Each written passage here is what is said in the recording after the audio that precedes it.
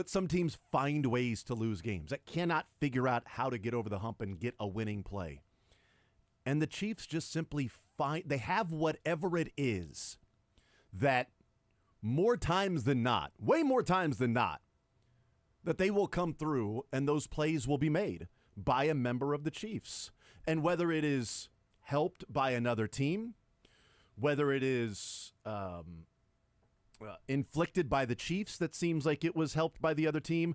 For instance, like, Joe Burrow and the Bengals have a 2-point lead in the game and the ball in the fourth quarter, and the Chiefs get the ball right back. Chiefs even gets the ball right back.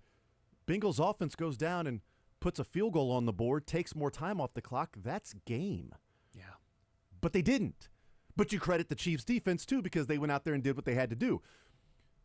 Jamar Chase also lost his mind for what he thought was a hip drop tackle, which took them out of what would have been a second and short to then a third and long, and then they're kicking a field goal or punting, whatever it was on that time. I know it was a huge swing in what the Chiefs were able to do. I mean, that's just one game to where you've got a self-inflicted wound by the other team. Chiefs had some self-inflicted wounds, but the winning plays were made down the stretch. I don't know the last time a Chiefs player has lost their head in the fourth quarter and just went crazy and, acted dumb in this 2018 to current run. Yeah, it's a good call.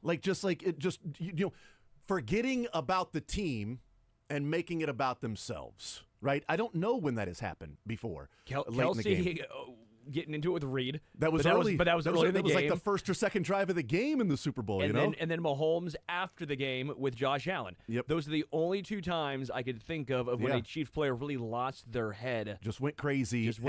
And neither of those were penalties. Neither of those I technically know. hurt the Chiefs on the field. And they just find ways to make the plays. And that's where it's where I struggle with, yes, if you play with fire, you will get burned. If you continue to play one-score games, whether it was really a one-score game with the Raiders or not, this was legitimately a one-score game. Yes. The Falcons legitimately a one-score game. Chargers legitimately a one-score game. Bengals legitimately a one-score game. Ravens legitimately a one-score game. Like, those were legitimate close games. Most of them early on in the year. This is the first one in a while that felt like a legitimate one-score game. But when you play with fire, you will get burned eventually, unless you have whatever it is that finds ways to win games.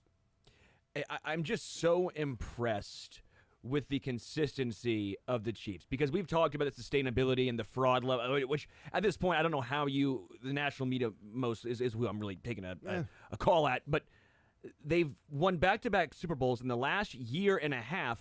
This has been who they are. Mm-hmm. They're not a team that typically wins the turnover margin. They lost again, their turnover margin, last night because Travis Kelce had the one turnover, the fumble. Right. And they still found a way to win. That's right. Yeah. I will say, if you were the NFL, you should be getting a little nervous that Mahomes is starting to come into his own, because the first 75% of the season, he was really struggling. Since the bye, he's started to really turn it on. The last two games, I think he's been great. I think, again, last night was probably his best game overall. I mean, third downs was just stupid. The Chiefs' physicality is starting to really shine, especially late in games.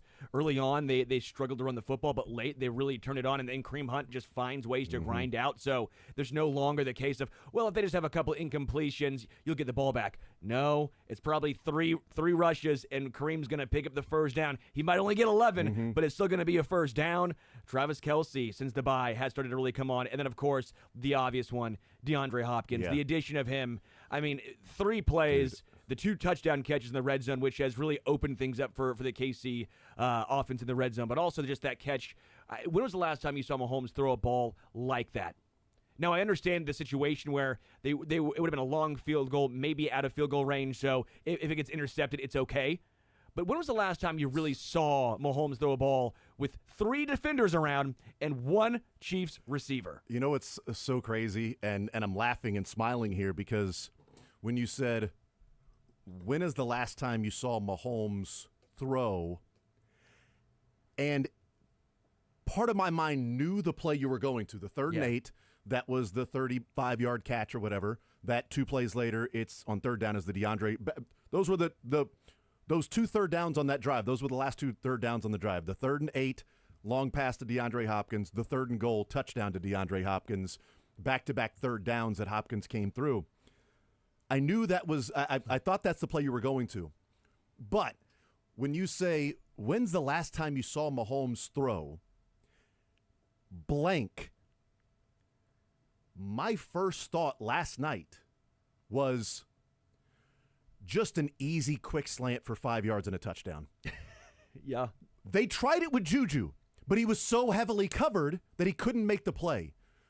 How many times have we ever seen it look that easy on the goal line, that it wasn't schemed, that Mahomes didn't have to run around and then flip it to Pirine, that he didn't have to wait in the pocket for a while for someone to finally pop open like they did with DeAndre Hopkins, that it was snap, step, fire, right in the 8, touchdown, slant, jab step to the outside, win the one-on-one, turn the cornerback's hips, quick inside, 6'2", 215, huge hands, right in the 8, touchdown.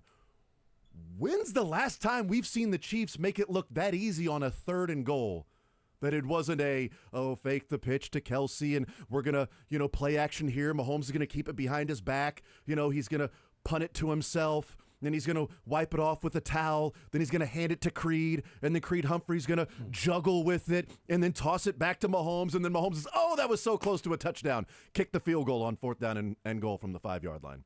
Like, that feels so much of what we've seen from the Chiefs that I don't know the last time it just looked that easy. Maybe the Eagles. And that was also schemed with motion, the corn dog motion. I was going to say corn dog, but still, that was schemed. This was just one-on-one. Yeah. My guy's going to beat that guy. I know he's going to beat that guy. I don't even have to wait to look to see if he's open. I'm taking the snap, looking to the middle, because I want that linebacker to stay right there, which he did, and I'm just going to, boom, fire it to the 8. So both of those, like the 3rd down and 8, the loft it up, take a chance with somebody down the field. Sure. Like, we've seen that before. We haven't seen it in a while, to your point. But I don't know the last time we saw a receiver that Mahomes just said, he's going to win one-on-one. I don't even have to look over there to see if he's going to win one-on-one. I know he's going to. And he's been in the building for 5 minutes. That's the real, true excitement I have about what DeAndre Hopkins brings to the table. Because there was 2 different plays, like you talked about, that there was trust. It took 5 quarters of football with DeAndre Hopkins for him to go, F it, DeAndre down there somewhere. 5 quarters of football to turn into Tyreek Hill. F it, Tyreek down. F it, DeAndre Hopkins is down there. I'm just going to throw the ball to him because that was the 2nd quarter. So it took 5 quarters and change for them to get to that. And then for him to go, full trust, snap, I know he wins. Take the ball, rhythm, fire it to where a spot that I expect him to be. He's there, touchdown. You got a 7-point lead. But you've also seen how much DeAndre Hopkins has opened things up for Travis Kelce. 100%, yeah. Because we've talked about Andy Reid. Justin Watson? I was going to say Justin Watson. Yeah. But that was the next point was Justin Watson. But also with Travis Kelce, we always go back to when Andy Reid said the most important wide receiver spot on the field is the spot, obviously, across from Kelce. Mm-hmm. And you're seeing just that duality of man of those two guys finding ways to get it done. The Chiefs, yet again in the red zone, though, 4 for 4. I mean, let's be real. The red zone has started to really pick up for Kansas City. That's been a huge talking point now. DeAndre, I think, has been a big help. But let's give Kareem Hunt a lot of credit as well. Kareem, ever since he came back to KC, has really seen the red zone numbers improve. But also 3rd down. 12 of 18. They were 12 of 16 against the Raiders, 12 of 18 against the Buccaneers. Mahomes at one point, I think, was 12 of 13 passing the ball. He was 11 of 11 on 3rd down before that final drive when he threw the incompletion to Pirine. Yeah. That incompletion to Pirine on 3rd down that was dropped. He was. But it wouldn't have mattered, though, because it wouldn't have been a 1st down. But right, but it still would have been a completion. So his numbers before that, he was 11 of 11 for 126 yards, 3 touchdowns and 10 first downs on 3rd down throwing before the attempted screen pass on 3rd and 11. Correct me if I'm wrong, Jason. I believe that's good. I haven't looked up the definition. I don't know. Have we checked PFF? I'm going to check the definition of good, and then I'm going to see if that falls under that category. Let's hear from DeAndre Hopkins. This is on the field with ESPN after the game was over. And we talked a couple of weeks ago with Braden Gall, who we'll talk to today, our college football insider, but lives in Nashville, covers, college football, but also covers the Titans.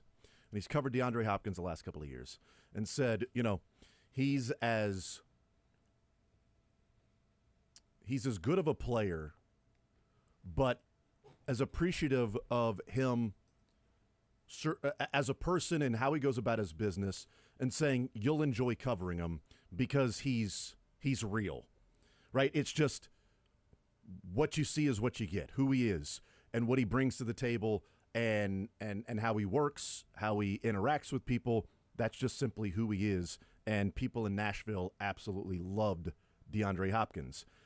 Here's DeAndre Hopkins on the field with ESPN after the game was over, starting off with, the win that they got and starting 8-0.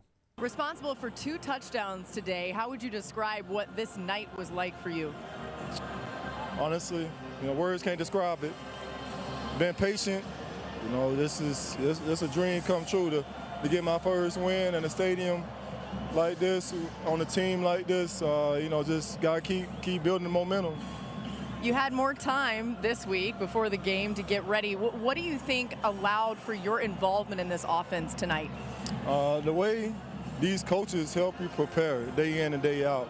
I come in early, I leave late. So, the coaches, it's not just me, it's everybody, just preparing me to come out here and be successful. And what is it like catching these passes from Patrick Mahomes? You had some great catches tonight, but some great throws from him too. I mean, I manifested this. I seen this already. If my mom, we knew this day would come, and I'm just being present in the moment. Enjoy it. Thank you. It even looked like he was getting a little emotional while he was talking about it, about, dream come true. I've dreamt about it. I've been patient. And, to get my first win in this stadium as a Chief, people. Yeah. Because I saw it. Well, technically, he did win when he was a Titan in that stadium. You know what he meant, all right? I mean, we don't all have to be that person, all right? You whoever you are, you don't have to be that person, okay? No. We knew what he was saying. To get his first win there in that stadium with this team in that way, and to contribute the way that he did in being such a big – he wasn't just along for the ride. He was a feature of the ride. Like, he was a big part of that ride, that roller coaster that was last night. And you see how appreciative he is of being – in the moment that he's in right now. And this man, going back to 2013 draft class, to then, waiting for Deshaun Watson to get there to Houston. Matt Schaub era. I mean, right. You had some watching rough then eras. The Deshaun Watson thing go the way that it went, and then out of town. And then you head to Arizona with an often injured Kyler Murray, and that thing doesn't stick. So you get Clayton Tune for a little bit. That's right. Then you head to Tennessee, and yes, he took the money to go to Tennessee. I would also point out, if Chris Jones had worked out the deal on the contract with the Chiefs, I think there's a decent chance Hopkins would have been a Chief last year, and then the Chiefs might have been able to win the Super Bowl with Hopkins. Oh, wait. So then he goes to Tennessee and plays a year there thinking he's the final part of the Derrick Henry, Ryan Tannehill defense, Mike Vrabel, this team that's close, that's getting there, but not getting over the hump. All right, now they have a true play. They traded away A.J. Brown. That was a mistake. All right, we got our true playmaker now in DeAndre Hopkins. It didn't work out. Vrabel gets fired. Tannehill gets hurt. And it all, goes Henry to crap. Moves to Baltimore. Moves on in the offseason. And Hopkins then gets traded to Kansas City. Like, it's been a long journey for him. And I think you can see how genuine, like, he is in that moment of, like, I manifested this. My mom and I have been envisioning this, and it's finally happening. Like, I don't know, did he and his mom envision? All right, we manifest Patrick Mahomes. You and Patrick Mahomes. We're going to manifest you. Think red, manifesting red, catching touchdowns. Monday Night Football. Lights are on. Maybe there's a little mist. I don't know. Touchdowns, long pass catch, manifesting. It's going to happen. You're going to be a Chief. And then was it Mahomes specifically, or a situation like this? I don't know. Either way, you can tell the guy's been in the building for 10 minutes, and he's as bought in as anybody. And that, to me, is a big key as to how you keep a dynasty going. Yeah. You have to have fresh blood that wants it as much as anybody has ever wanted it because they haven't tasted it. Because you got Karlaftis and McDuffie and guys that have been on the team for 2 years that have won Super Bowls. Yeah. Not that they don't want it, but that's all they've known is a Super Bowl. Correct. Hopkins is in year 11, and he's gone to a divisional round game.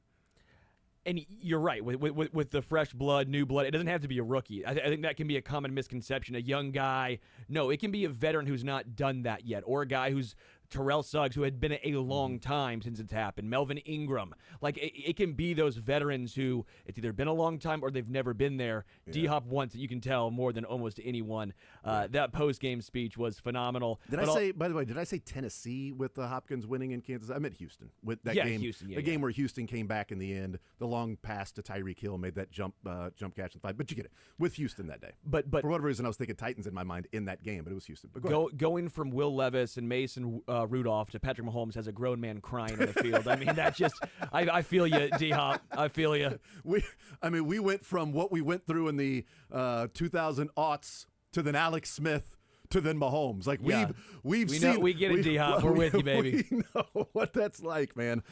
Oh.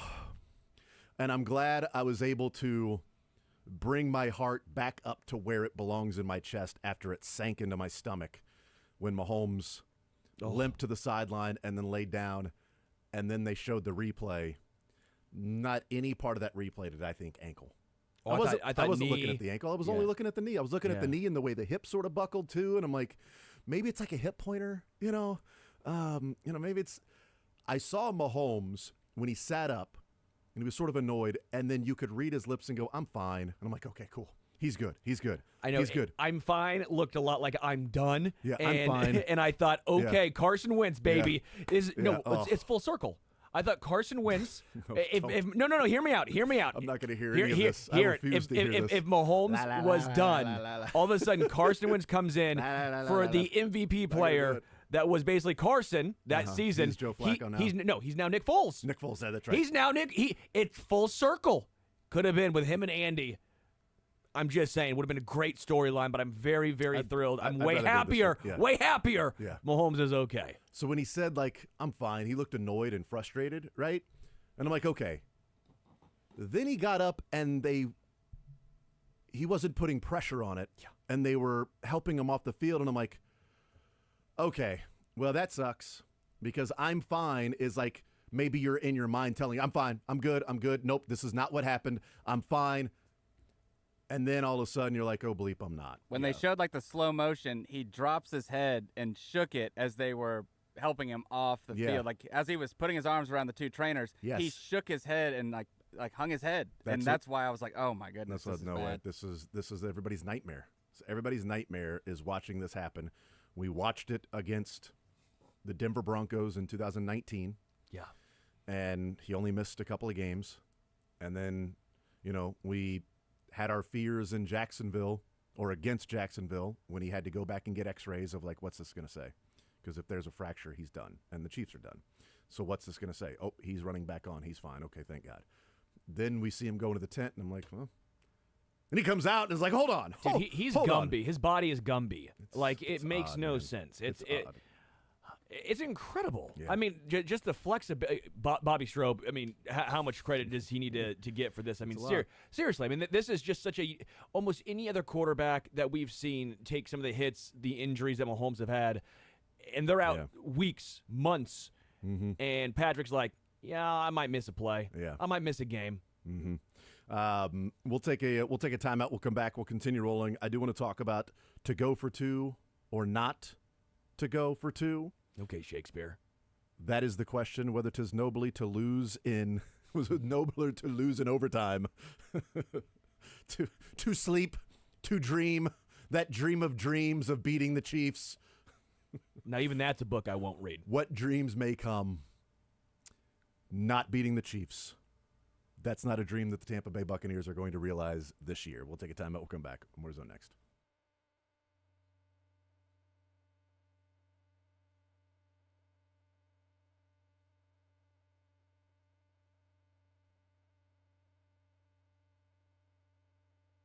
The Chiefs are 8-0, and hopefully you all celebrated it with the great taste of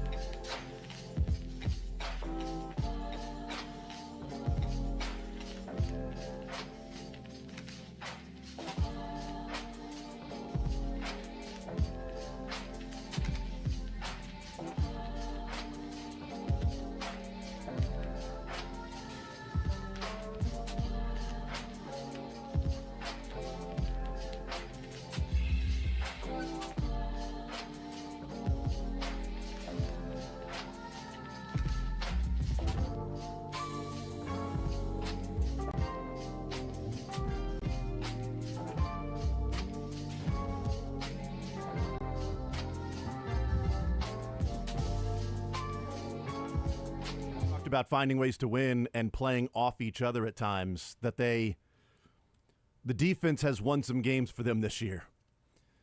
And last year, early in the season, we're like, man, is there going to come a time that the defense is going to have to win a game for them?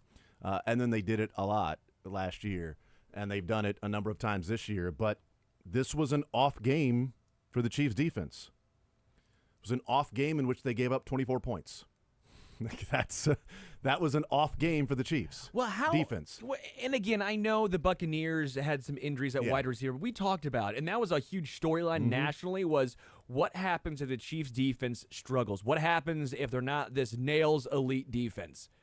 And everyone kept saying, "Well, they're going to give 35 points. What are they giving 35 to this team?" They played bad and gave them 24. Right. Like, we're talking about 29 straight games without giving up more than 27 points. We're talking about how bad the Chiefs defense played, and they gave up 24 points. But not Karlaftis. Karlaftis was outstanding in this one. He was really, really good. But, like, I think that puts into perspective how good the Chiefs defense is, that this is the worst they've played in how long, and it was still only 24 points. Let's hear from Todd Bowles. Last night, the Buccaneers get into the end zone, and they choose to kick the extra point. Much debated and discussed. I don't know that there was much debate, but much discussed last. So that's interesting. That's because here's Todd Bowles asked about did you think about going for two after scoring that touchdown?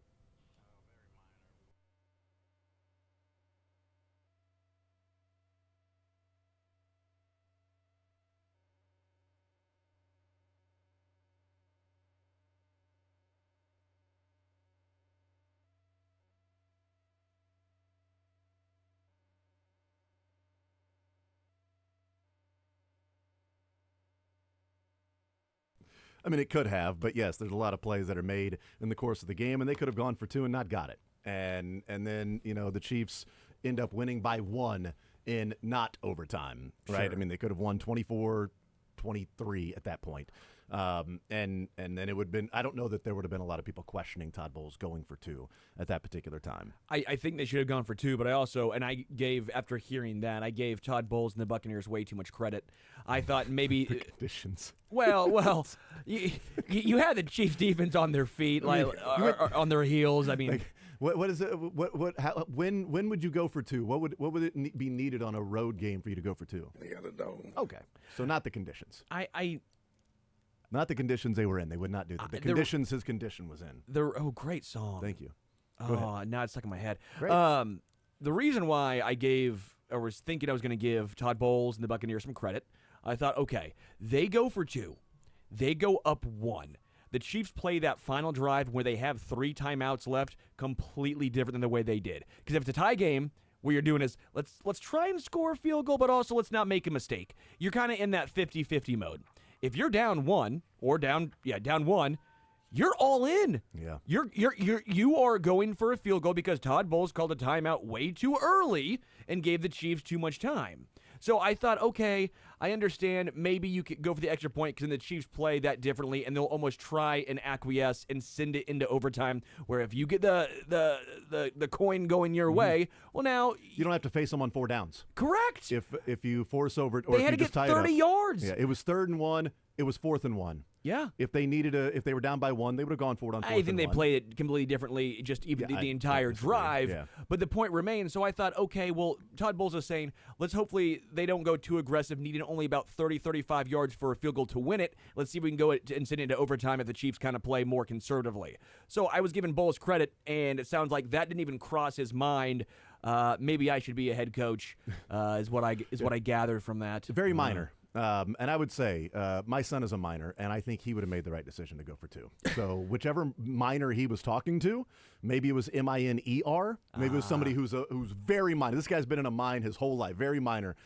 And he said kick the extra point. He said go for it. Also, like he'd been in a mine since 1937. That's so right. he's very minor. He's very mined. He was asked about the analytics and having a conversation with somebody and that about not going for 2. Well, we kicked the extra point. Oh, shoot. This whole time I've been thinking you went for 2. Thank you for reminding me, Todd Bowles, that you kicked the extra point. I appreciate that. Look, you don't press the extra point or the 2-point conversion button and you score and then you win the game because, like you're saying, the Chiefs would have still had the ball with 27 seconds left and 3 timeouts, playing it differently, and we might be talking about a 27-25 win for the Chiefs. Yeah. So if Todd Bowles had said, at that point, I know with Mahomes on the other side, even if we get the 2-point conversion, it makes them more aggressive. Yeah. And then I've seen Harrison Butker. He's one of the best in the league. And our thought process was we tie it up, we get a stop, and then we go into overtime and we give our offense a chance to go out and score a touchdown and win the game, what they just did. If that was the explanation. I could also live with if he said, in that moment, we ran 2 plays at the 1-yard line. We used 2 of our what we thought were good 2-point plays because we needed to score. Yeah. And in that moment, we didn't feel comfortable with a play, or we had another play that sort of went off of what we did on 2nd down because at that point we weren't messing around. Let's get in. Let's run a play that we think we're going to score on. And so, I didn't want to go for 2 running a play that I wasn't fully confident was going to work in that situation in that moment. So I made the decision that I can live with. We ended up losing. We had an opportunity to get a stop on defense in overtime. It didn't work, but I'll take my chances doing that than with a play that I didn't feel fully comfortable with that was going to work at 2 points because we had already used a few of our 2-point conversion plays because we needed those. We're emptying the bag against this Chiefs team. I could live with that too. Yeah, but instead it's the conditions, which also makes the extra point a lot more dangerous as well. Yes, I mean, there was a part of me that was like, he's going to miss this extra point. Yeah, like, I thought about he's going to miss the extra that point. That would have been hilarious. And he did not miss the extra point, but the conditions part of it is even if you put that aside, like the Chiefs defense is also playing in the same conditions too, by the way. Right, but the Chiefs defense was just out there for 10 plays and 73 yards. You did not face. You faced 1 third down. It was a 3rd and 1. That was it. That was the only out of the 10 plays you faced 1 third down. That means your offense was moving on 1st and 2nd down, picking up first downs. You weren't down by a couple of scores where the Chiefs were playing prevent defense like they were against the Raiders. Chiefs were playing defense trying to get a stop. Although I am curious as to Malik Herring being on the field throughout almost that entire drive when you knew it was a pass rush situation and Malik Herring is out there. That was interesting. Maybe a question for Steve Spagnuolo later on this week as to, they're passing the ball. FAU or Uche or something like that. Malik Herring, your thoughts. Malik Herring on the field almost that entire drive. Your thoughts when you need to rush the passer. But neither here nor there. And the Chiefs' defense was just out there 10 plays that they faced. The other part of it that isn't being discussed, which you brought up there, which I think is a great point, is the hell you doing calling a timeout with 33 seconds left. You get the first down. You get the 19-yard catch to Palmer that goes down to the 1-yard line. There's 33 seconds left on the clock when he is tackled. When you call time, 33 seconds left. You're at the 1-yard line. The clock is no longer your enemy. The clock is no longer your enemy. There is time for you to get up there at the 1, call a play, run a play, and run a play with maybe 20 seconds left. Run a pass play, 20 seconds, whatever it is. But you would still have a timeout and you could run the ball. That was what was most frustrating about Trent McDuffie getting beat the way that he did. Yeah. Because they weren't going to hand off in that situation. The only time they would have handed off at the 1 yard line, to me, would have been 4th down. If it was 4th and 1, then at that point I think, okay, now everything's you're at the open. table. Yeah. Now you're open to a handoff. But before that, without that 3rd timeout anymore, they weren't going to risk getting stopped and then having to scramble and then get up and call a play or have a or the ball is wet, so now it's a bad snap. Or they weren't going to risk that. That was what was sort of frustrating with McDuffie looking in the backfield and letting Miller get behind you. Yeah. It happens. It's one of those things that takes place in the NFL. Whatever. He's an amazing cornerback. I'll take my chances with McDuffie. But when they said timeout was called, I thought, okay, good job, Andy. Andy called a timeout. You got to conserve time for you now. Even Aikman and Buck were like, what are you doing? The Chiefs called a timeout. It was the Bucks. The Bucks used their 3rd. Why? Yeah. Why would they use their 3rd timeout? Because now you don't have the option. You've taken away, essentially, you could. There's enough time. You could run you could call 2 plays in the huddle. Run the ball, get stopped, get up there, and run the second play. They're professionals. They call 2 plays in the huddle a number of times. But it wasn't 15 seconds left, and you had to call a timeout when you got to the 1 yard line. You had plenty of time. And you panicked. It's the Mahomes panic. It's we have a chance to beat Patrick Mahomes and the Kansas City Chiefs, the defending back-to-back Super Bowl champions, and teams panic. You see it all the time. You see it in college basketball. You see it when a huge underdog is playing the powerhouse, right? Mm-hmm. They have a chance to win, and all of a sudden their brain short circuits. It's, oh my gosh, how did we get here? We have a chance to beat them. Or you're just not ready for that situation of like, okay, we got 1 timeout left. All right, I don't need to call a timeout at this point. I don't need to use this timeout. And also, like, they also had a touchdown on 1st down. It was just a bad throw by Baker. Yeah. So that play worked. They didn't execute. 2nd down play worked. They executed. So then in my mind, I'm thinking, all right, I just had a 19-yard gain to Palmer. I had a 1st and goal touchdown to Otten. That was just a bad throw. Yeah. I had a 2nd and goal touchdown to Miller, which they executed. We've got this team on their heels. I've got 1 play to beat the champs on the road from 3 yards, and we have just had 3 consecutive plays that worked. Let's go. Let's do it again. Give me your very, very best 2-point play you have left. Whatever it is, your very, very best 2-point play you have left, the best play in the bag. Let's do it. And by the way, Cohen, the OC, felt like he was in his bag last night. Yeah. Like, I don't know how many times it looked like Steve Spagnuolo was coordinating on his heels. That he wasn't on the front foot.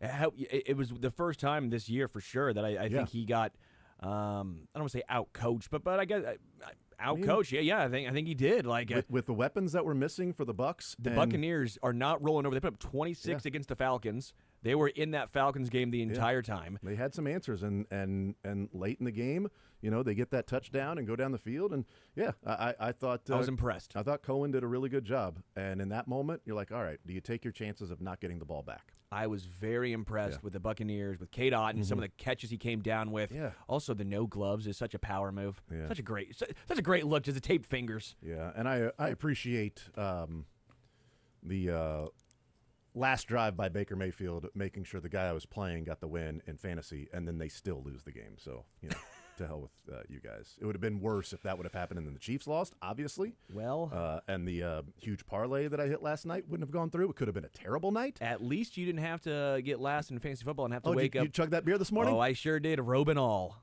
In my robe, I do. Chugging a beer in your robe. Well, 7 a.m. I had to go down there and get that beer chug. What are you looking at, honey? Oh, just the crisp horn of a cool winter's day. I should have left it out. In his bathrobe. It was too cold. Chugging a beer. It was too cold. It hurt the teeth. I poured it in a glass. It was not fun. Yeah, well, it happens. It's always fun when the Chiefs win. They got yet another win.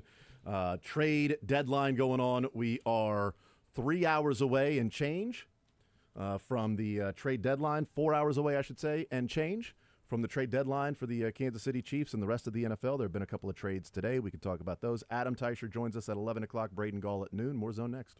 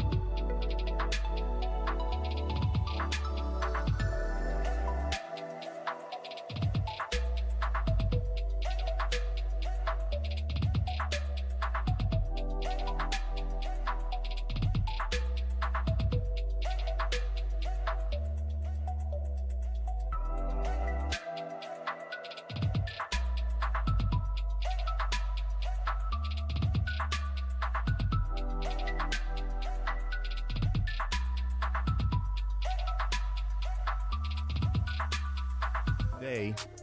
Zadarius Smith is a Detroit Lion. The Detroit Lions sent a 5th rounder this year and a 2026 6th rounder. They got back a 2026 7th rounder in that trade for Zadarius Smith. And Jonathan Mingo has been traded from the Carolina Panthers to the Dallas Cowboys. Now, I want to remind people what the DeAndre Hopkins deal was. Just for some perspective here on the Jonathan Mingo trade to the Dallas Cowboys. The Kansas City Chiefs traded a 5th rounder to the Tennessee Titans for DeAndre Hopkins that can conditionalize up to a 4th rounder if he meets certain markers. At best, it's a 4th rounder to the Titans if the Chiefs make the Super Bowl and DeAndre Hopkins plays 60% of the snaps the rest of the way. By the way, he played 60% last night. I think that's going to be the bare minimum the rest of the way as long as he's healthy and the Chiefs go to the Super Bowl. That's a 4th-round pick. The Dallas Cowboys got Jonathan Mingo and sent the Carolina Panthers a 4th-round pick. Now, they got back a 7th. I think you're being a little... He has 3 years of team control left. He's still Jonathan Mingo. Just because both can be good moves. And Dak Prescott's out just got put on the IR. Both can be good moves. I want me some glory hole. The Chiefs fleeced the Titans. And the Panthers fleeced the Cowboys. The Panthers I think it was a fine move for both teams. He was a 2nd rounder last year. Cool. Kadarius Toney was a 1st rounder. No. My point is he's been getting thrown the ball by Bryce Young. I don't disagree with that, but I maybe because I was high on Mingo coming out of college. There it is. I get it, yeah. but you have 3 years left of team control for a guy who was a 2nd rounder a year ago. If you thought that he was a good player on your draft boards and you can now get him for a 4th, they did. But you also. It's a good move on both sides. I agree with the Panthers. I agree with the Cowboys. And the Chiefs fleeced the Titans. All can be true. That's sort of my point. I also think that the Cowboys get Jonathan Mingo for a 4th rounder and the Chiefs have DeAndre Hopkins for a 4th rounder. That's a good move when your quarterback elevates the floor of wide receivers and Dak Prescott does not. And Dak is out for how long he's put on the IR. That too. By the time Dak comes back, their season's over. Maybe you have 2 more years of Mingo is what I'm saying. It's a future move. Yeah, cool. Trey Lance can throw it to him. Hey, come on. Don't handle my Trey Lance take. They would have 4 years of that 4th rounder.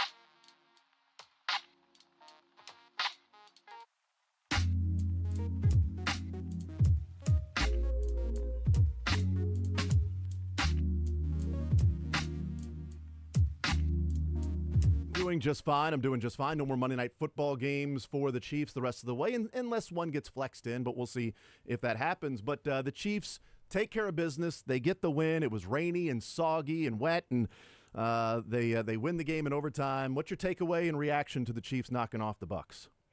Yeah, quite the effort last night. I mean, I felt like they had to really dig deep to win that game,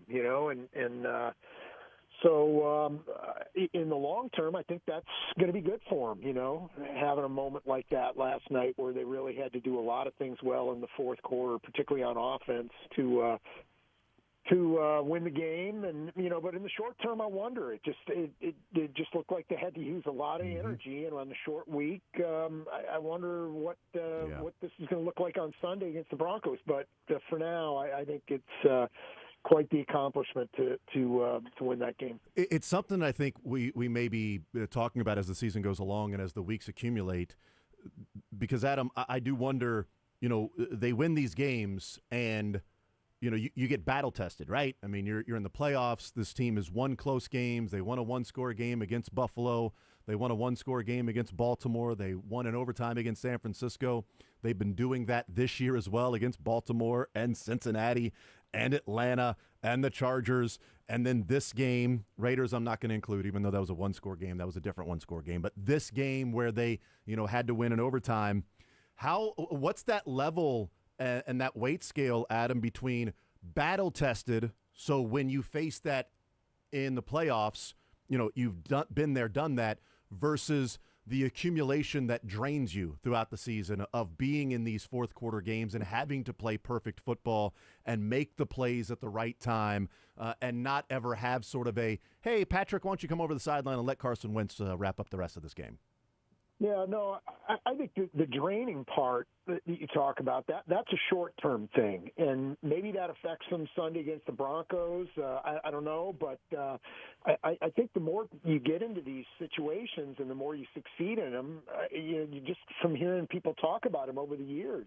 I mean, there's no to go out there with confidence in situations like that is a huge thing, and the only way you can really do that is by succeeding, by having the experience there, and so the Chiefs do. So, I think we all felt like once that coin toss was won and the overtime coin toss was won by the Chiefs, I think we all knew how that game was going to turn out, right? I mean, I don't, you saw Baker Mayfield's reaction. Yeah, as soon as he saw he lost the coin toss, he's like, okay, we know what's happening here. So, and I think we all felt that way, So was it really surprised the Chiefs never, the Bucs didn't get a chance with the ball? So we've seen that before, and with a lot of this cast of characters, So it truly is a remarkable thing. And no, I think these experiences only help the Chiefs in the long run. Again, we'll see what they've got left in the tank for the Broncos game on Sunday. You surprised that Todd Bowles didn't elect to go for two there after getting that touchdown? Yes. I don't know what the rationale is for kicking there and tying the game and sending it into overtime. If you're depleted at wide receiver, I thought the Bucs played a great game. Me particularly, too. I thought they laid it all on the line, and to not give your guys a chance to win it there. I mean, you just had this long drive that ended with the touchdown with a guy wide open in the end zone. Why not try it again? I was surprised, and I think they made a big mistake there. Yeah, and I've thought that Liam Cohen is a good coordinator. I covered him when he was in college football, a couple of different stints with the with Kentucky, and then he's a Sean McVay guy. So you've got that. Him and his brother direct some really good movies. Yeah, the Cohen brothers are good. They directed one hell of an offensive game last night. They did. There was some entertainment. There was some laughs. There was some drama. There was this plot twist at the end. There were a lot of things that went on with the Cohen brothers movie. But I thought he called one heck of a game. And Adam, I said in the first hour, I don't remember many games where it felt like Steve Spagnuolo was on the back foot, was not coaching from the front foot, especially in this run of football. And that maybe is another reason why, down by one, we just got the touchdown to go, Liam, give me your best play. Your very, very best play, 2-point conversion. You've been killing it today. Let's do it. Let's go win it right here. Yeah, and it is a mystery, but I agree with you. I thought the Chiefs were reeling a little bit on defense last night. I mean, the Bucs always kind of had something available there that seemed to maybe confuse the Chiefs a little bit. So I really liked what I saw from the Bucs. I thought Baker Mayfield played a great game, and Pat Mahomes obviously did as well. But two great quarterbacks, I thought, going at it last night. What a fun game that was. Really enjoyable. Yeah, absolutely. It was fun, and I hope people out there, even with the elements, had fun. You know, it's one of those things that once you're in the element, as long as it wasn't like a torrential downpour, like the constant mist, maybe you can just sort of live with it.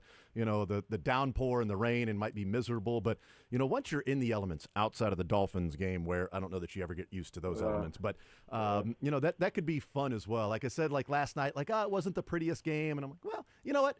If you're a football old school guy, that was pretty on TV, seeing the mist and seeing the teams and the game being won in the trenches and the Chiefs in the second half and Andy Reid going, you know what? Let's go ahead and do what we've been doing well. And let's just give it to Kareem Hunt. Let's let our offensive line go dominate. We'll play off of that with Patrick Mahomes. But let's get to what Matt Nagy said last week was the identity we're starting to develop. Let's get back to that. And they did that, and they go and, win the game. Yeah, that was amazing how they turned that part of the game around in the second half, how they, Kareem Hunt, 7 for 16 in the first half, and then he finished with over 100 on, 27 carries. Yep. So, yeah, that was a heck of a deal. I was wondering whether they were going to get away from that, and they didn't, and they were rewarded for it with that, with that long touchdown drive, the one that spanned the third quarter and the fourth quarter.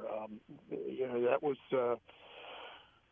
pretty good work by him and by the Chiefs there to get that part of the game turned around. Yeah, and you know what? I mean, going back to the 2-point conversion, and we'll get into a lot of other things in this game, but going back to that was another one of those that was kind of head-scratching, is that your team at that point had already been out there for 73 plays with the Chiefs. Unless you won the coin toss and then, received and went and scored the touchdown, you were going to be in the same position no matter what after that extra point. You were either going to tie it up and the Chiefs would have 27 seconds and 3 timeouts to go and win, or you would be up by 1 and the Chiefs would have 27 seconds and 3 timeouts to go win. The only difference is you tie it up. If the Chiefs don't get it, then it goes into overtime. And maybe he was thinking, Adam, you know what? I don't want to force the Chiefs' hand to where they have to be uber aggressive and I got to defend them for 4 downs and Harrison Butker over there, because that's going to be more of a win. I'll take my chances with them trying to sort of play it both ways. If we want to be aggressive but not too aggressive to give the ball right back to the Bucs. And if we get in overtime and win a coin toss, my team's going to be out there and we just drove down the field. Like, I could understand maybe a little bit more that rationale. I really don't understand Todd Bowles saying, well, the conditions and everything as to why we wanted to kick the extra point. Like, the conditions didn't change at the end of the game. No, it was the whole game. And you just gone 70 yards and scored a touchdown. I don't. It didn't seem to be bothered by the conditions then. So yeah, I don't really understand that thinking. He's got to face his team, and if I'm one of the Tampa players today, why? I mean, I will respect my head coach if I lose a game like that when we went for it and we just failed. The other team did a better job on that particular play. Good for them. But to lose the way they did without getting a chance in overtime, hey, who knew who was going to win that coin toss? But the Chiefs are pretty good in these moments, and I would have a lot more respect for my coach today if I played for the Bucs and they'd gone for it and not gotten it than losing the way they did. It's interesting, and it might just be anecdotal and one of those things that clumps together in randomness of sports. And, we talk about randomness in baseball all the time, but randomness in football. There were 3 teams this weekend alone that were underdogs that scored a game-tying touchdown with seconds on the clock, and all 3 of the underdogs kicked the extra point and lost in overtime. Again, random, right? But we saw it 3 times this weekend that a team scored a touchdown late to either tie it or win. They were the underdog. They kicked the extra point and lost in overtime. Well, it is a little bit random, but I think there's a lesson in there somewhere, and hey, maybe they all would have lost anyway. Right. Who knows? Exactly. Yeah. But I think if I'm playing for the Bucs, I just think back to what John Harbaugh did. You remember that it looked like the against the Chiefs in the opener, that looked like the Ravens scored the tying touchdown or the touchdown that would have brought him within 1 point. There was no indecision there. He was going for it. They were going to go for 2 to win the game or lose the game. The Ravens were, and just so what a difference between what he was going to do and what Todd Bowles did. I think you're rewarded more often than not for going for it in those situations. I mean, Anthony Lynn was willing to go for 2 with the game on the line on primetime Thursday Night Football before we even knew what Mahomes was. That's like, right. And that's a defensive like guy. Nobody thinks Anthony Lynn's a good coach. Conservative, and you know what? Bleep this. I ain't giving number 15 the ball back. Yeah. And giving him a chance to win the game. But the game dictated it. Yeah. Whether it was 15 or not, you just drove down the field, and the defense was Bob Sutton defense at that. Because that was a 14-point lead. The Chargers got the ball, and the Chiefs ran 3 more plays the rest of the game. Touchdown, 3 and out, touchdown, 2-point conversion, ball game. You made the right call at that point. And again, Adam, you're right, and I agree that they may have still lost. They may have gone for 2 and lost, but I think it's sort of the macro of that strategy versus the micro of, okay, what's the win probability added here or there? Because also, win probability isn't factoring in your defense facing 73 plays already in the game. And the win probability isn't factoring in you just went 10 plays, 73 yards on that defense.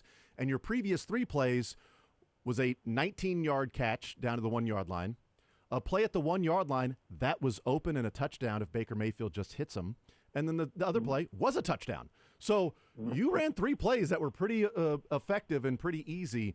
And at that's where win probability doesn't add up. Like, that's the micro of it. The macro, I think we're all sort of on the same page of that particular strategy. And I'm glad that the toe was out for Baltimore, because I think they would have gone for 2, and I do believe they would have got it the way that game was going and the way the Chiefs defense was reeling. And I'm glad that the Buccaneers kicked the extra point, just as Andy Reid said last night. I'm not sure, but I'm glad they did. That was a good line from Andy. No doubt. And, those plays are just so tough to defend. 2 yards, I mean, I feel like the offense is always at an advantage, regardless of who your quarterback is or any of that, particularly when you're in the NFL, when the talent is relatively even from team to team. So, I don't understand that, and I certainly would have kicked it if I were him. Visiting with Adam Teicher, and Adam, you talked about the second half and how impressive it was that the Chiefs sort of changed what they were doing, and Andy Reid said, I didn't call enough running plays in the first half, and sometimes he'll get into these sort of modes where it'll be pass and pass and pass, and then he's like, let's run the ball, and he'll hand off like 7 times in a row. Like, it'll be just like, we're running the ball. But their ability, and I said it earlier this year, that, and you and I have talked about it, but I think this is another piece of evidence that, that chameleon-esque way of them putting on whatever skin they need to win that game. This one may be a little more impressive, Adam, because they did it mid-game. Like, they adjusted mid-game to what they needed to win. It wasn't hey, this is how we're going to attack this team. We're going to have to run the ball. All right, this team, we're going to have to, use the passing game or use Kelsey a little bit more. Or, hey, we're going to play off Kelsey in this game because of how this defense performs. This was second half, we got to go and run the football and be a power team, and we were doing some things in the first half. We had opportunities. We punt on a possession where it could have been a touchdown to Xavier Worthy, and we were driving with 50 seconds left in the second quarter, and we fumbled the ball. We could have put 10 more points on the board than we did. But even with that, we need to change what we're doing right now and win this game right now how it's going. Yeah, and to me, the thing that was most impressive about that was that they had no reason to think they could run the ball well after that point. 7 for 16 in the first half for Hunt. And then, the Chiefs, remember, had that first possession, their first possession in the second half. They went incomplete pass, sack, and punt. And I'm thinking, at that point, I wasn't blaming him. I figured, well, you can't run the ball. You might as well try to throw it 3 times, So that really surprised me. The next drive, they came back and made it work the way they did. That was quite an impressive drive, no doubt about it. Yeah, it was the next drive. Hunt, Hunt, Mahomes to Hardman for 7, which was a big play because that was 3rd and 6, and Hardman lost his footing and slipped and then was able to fight and keep his balance to get over the first down marker. Then Mahomes to Kelsey, then Hunt, then Hunt, then Hunt, and then it goes into the fourth quarter, and then it was Kelsey for 3, and then Kelsey to P. Ryan for 7. But, yeah, that was a drive where they just went, we're going to run the ball. We're going to run the ball, and we'll play off of that when we need to. Adam Teicher is our guest. What is it about this team, Adam, that third down has been not only good, Adam, it's been historically good. Expected points added per down this year. On first down, the Chiefs ranked 22nd. On second down, the Chiefs ranked 19th. On third down, the Chiefs rank first. But the difference between first and second, Adam, is the difference between second place and 11th. That's how far and away the Chiefs are on third down. And I believe it was maybe Bill Barnwell that tweeted out that the Chiefs' third down efficiency and percentage is the best through 9 weeks since 2011. It's not only number one this year, it's the best percentage through 9 weeks in the last 13, 14 years. Why is this team, and what are you seeing as to why they have been deadly on third down and extending drives and keeping the offense out there? Yeah, and I don't think it's because, they're getting a lot of third and shorts either. I mean, they're converting some third and longer. Their average is 6 yards. Yeah, so that's not the case. I would tell you it's their play caller and their quarterback, but those are the same guys who are calling the plays and playing quarterback for them on first and second down when things aren't going quite as well. True. So, no, but I just think, Andy Reid has the knack for doing that stuff and for making those calls. I think he's got a pretty good feel. I think the Kareem Hunt situation, having him in the backfield, although he's not always in there on third downs, but still he, having him available when he is, I think is a factor. And Mahomes just has a way of getting it done. I mean, we saw it time after time last night where you thought, okay, the drive's over here, and well, no, it wasn't. So they just. I don't have a really good answer for you other than they've just executed about as well as you could ask in those situations. All right, we've waited long enough, Adam. We've waited long enough. Let's talk about DeAndre Hopkins. Let's talk about Nuke Hopkins on this team. It's 2 games in, and I'll be honest, I thought he would help the team. There's always that, what does he have left? All right, how injured is he? He's been nursing the knee injury. Okay, now it's a lower leg injury that they're talking about with Brian Callahan and the Tennessee Titans in the final game that he played with Tennessee and he left early. What's he got left? That conversation that seems to be had yearly around DeAndre Hopkins. He's making more of an impact in his second game than I thought maybe he would this year. I thought he could make an impact. I thought he would be a good player. I thought he was somebody Mahomes could trust. But, 8 catches, 80-something yards, a couple of touchdowns, and, just seeming like a go-to guy, a 1-2 punch with Hopkins and Travis Kelce. What are you seeing for Hopkins, and is this what you envisioned the impact could be? Is this more right around what you thought for Hopkins when we've seen 2 games, and he's already a big reason why they won one of those 2? Yeah, I tweeted out after after his touchdown, the first touchdown last night. yeah, that was after that 31 or 35-yard play.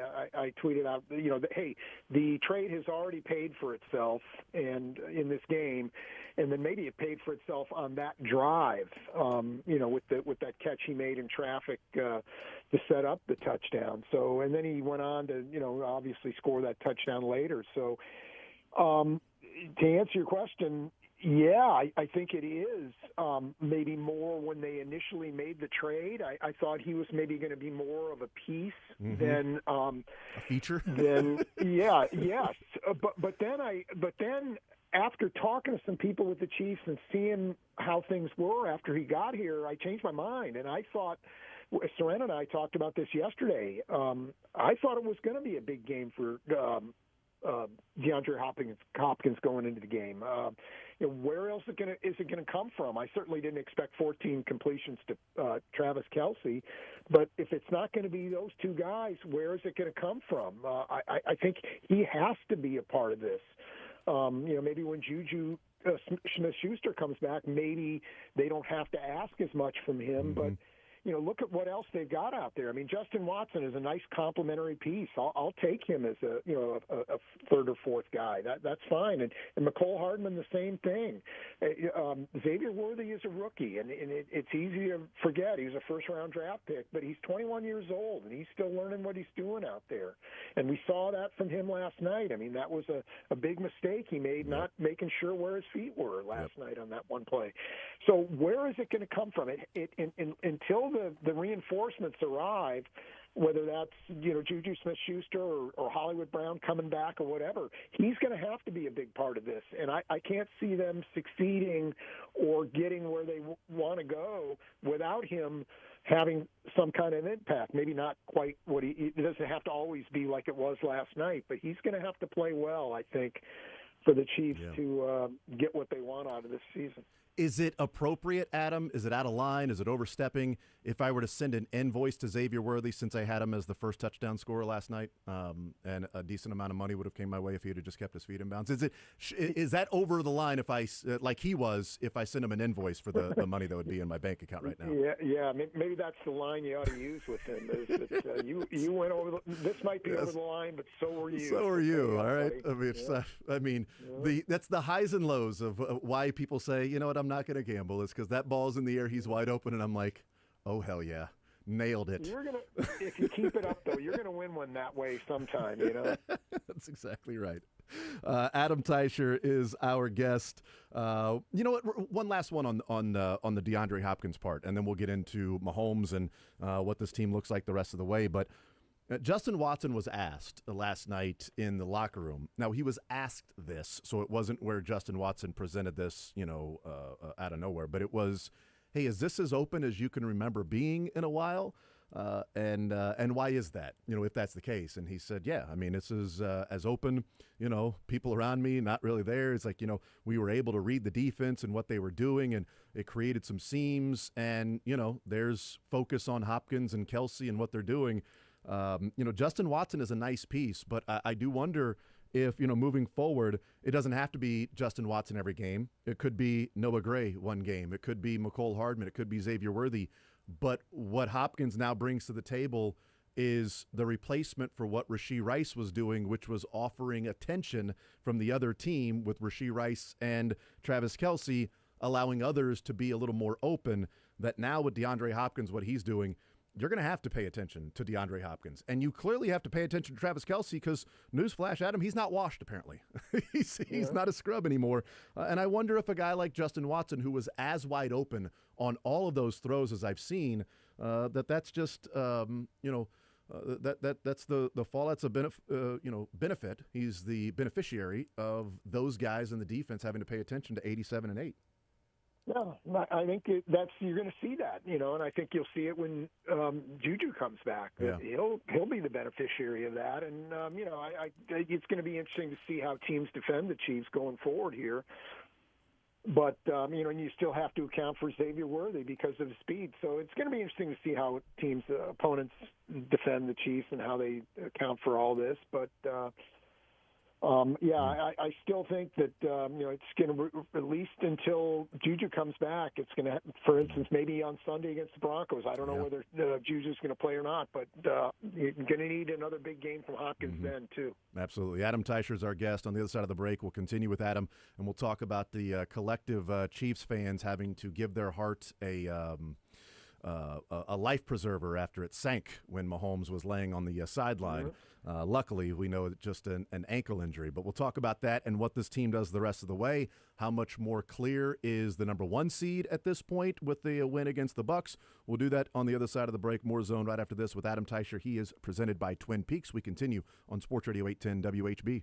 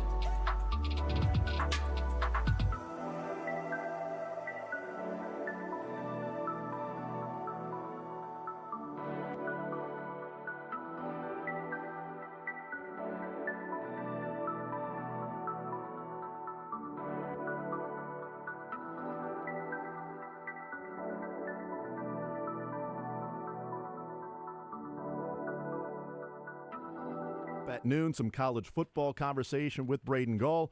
The college football playoff rankings, the 12-team playoff, comes out for the first time tonight. The biggest thing going on in America today is the trade deadline and also the college football playoff rankings. Adam Teicher joining us here, presented by Twin Peaks, as we said.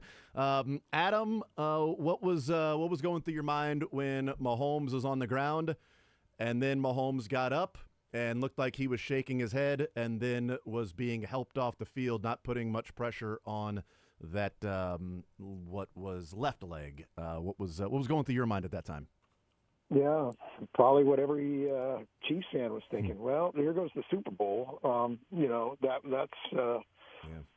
But, I was just kind of waiting to see exactly what this was, and it didn't look like the situation a couple years ago. You remember he got hurt in the playoff game against Jacksonville. Mm-hmm. This looked a little different. He was able to kind of start jogging a little bit, and he did go into the tent for a little while, but when he came out, he started working on his drops and stuff like that. I mean, he didn't have the look of a guy who was coming out of the game. So while it was definitely a little bit tense there for a few minutes, it started. If you were at the game and were able to follow him, it didn't. I don't know what they were doing talking about on TV or showing on TV, but at the game, it maybe was a little less suspenseful than if you were watching on TV. So on TV, I had the entire, run spectrum of emotions. So, seeing the touchdown, heck yeah. Then seeing Mahomes on the sideline, I'm like, oh, why is he on the ground? And then we hear Buck and Aikman go, that was non-contact. And you're like, oh, no, because I know he stopped as he threw the ball. And then he's on the ground, and he looks frustrated, and I can read his lips, and he goes, I'm fine, and he sort of slams the ground. And I thought, oh, okay, he's just – right now he's sort of annoyed at how he stepped down and, may have tweaked something, but, all good. He's going to, take a couple of breaths and get up. And then he stayed down, and then they showed the video of him being helped off and his head sort of dropping and shaking his head back and forth, and I thought, oh, that's different. That's different. That's disappointed and, a different than I'm fine, I'm good. And then, ultimately on the sideline, we see him walking on his own. He goes into the blue tent. And then, everybody gets the news that we were all wanting to get, which was, Mahomes was more scared than anything when it happened and it was an ankle. When they kept showing it over and over again, Adam, in my mind, with non-contact, I'm looking at the knee. I was looking at the knee and even the hip a little bit. I never really looked at the ankle, and I saw some people go, he tweaked his ankle. I'm like, where? Where did he tweak his ankle? But it was an ankle, thankfully, and as Andy Reid said, he's got the loosest ankles maybe that he's ever seen. But the guy is sometimes like Gumby, but he wasn't coming out of the game, that's for sure. But, yeah, I was the broadcast, he originally said, I'm fine, but then, I got pretty nervous when he was having to be helped off the field because he didn't have to be helped off even when against Jacksonville when it was really bad. Yeah, and that's the thing to remember is remember he had a little issue with it last week against the Raiders. So he had that ankle taped up a little bit, and it was sort of an aggravation to that injury. So that was part of this as well. But it was kind of funny, him talking about it after the game. And Andy Reid at one point told him, "You're coming out of the game." And Holmes said, "We're not going to be doing this again, are we?" I mean, like a reference to the last time around. So it was kind of funny. And it didn't. As time went on, it became pretty obvious that he wasn't coming out of the game, and that how effective he would be was another matter, but he was at least going to try to give it a go. Do you see that when Mahomes has somewhat of an injury or is slowed up a little bit, like the ankle, like we saw a couple of years ago in the playoffs, and, I think it was only, 2 drives after the P. Ryan touchdown? It was the touchdown drive. There was, the slant to DeAndre Hopkins.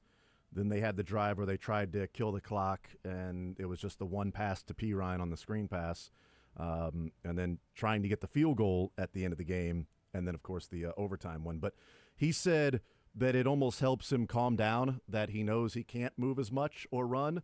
So he's got to stay in the pocket and, go through the reads that he said early in the game. He was kind of running into some pressure and sacks, which I agree with. I think he did leave some clean pockets. But we've seen that from Mahomes. You live with it. It's the good and the bad. It's the pro and the con. It's what you get from Patrick Mahomes. But do you see that? I mean, he said it, so I'll take his word for it. But do you see it when he's got an ankle injury or something like that he is more willing to, all right, well, I've got to stay in the pocket, and maybe I can slide a little right, a little left, but I've got to go through my read and my keys and deliver the football that way?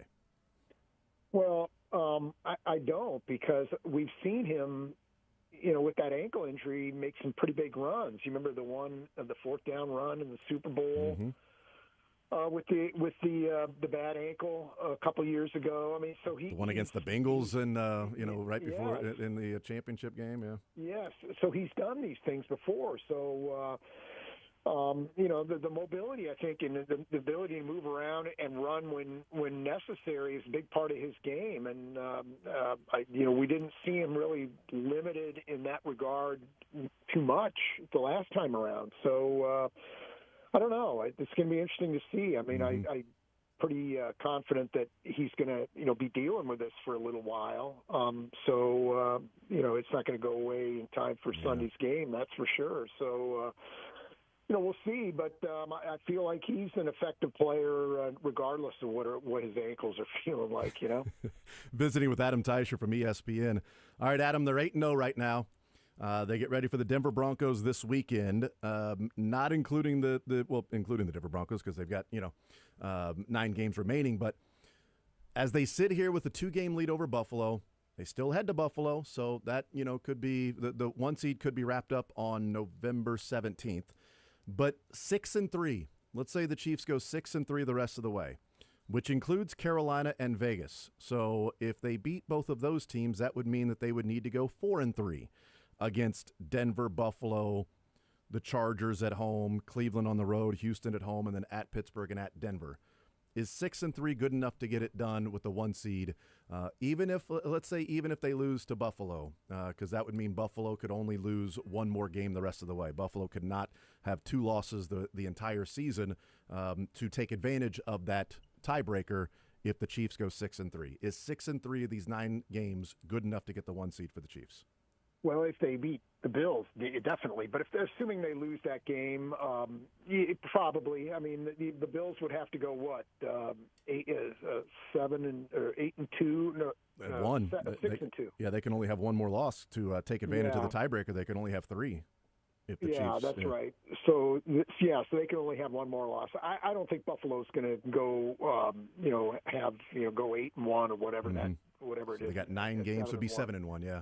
And beat the 7-1 while beating the Chiefs. No, I don't think that. I think yes. So to answer your question, I think 6-3 would be good enough to get the Chiefs to that number 1 seed.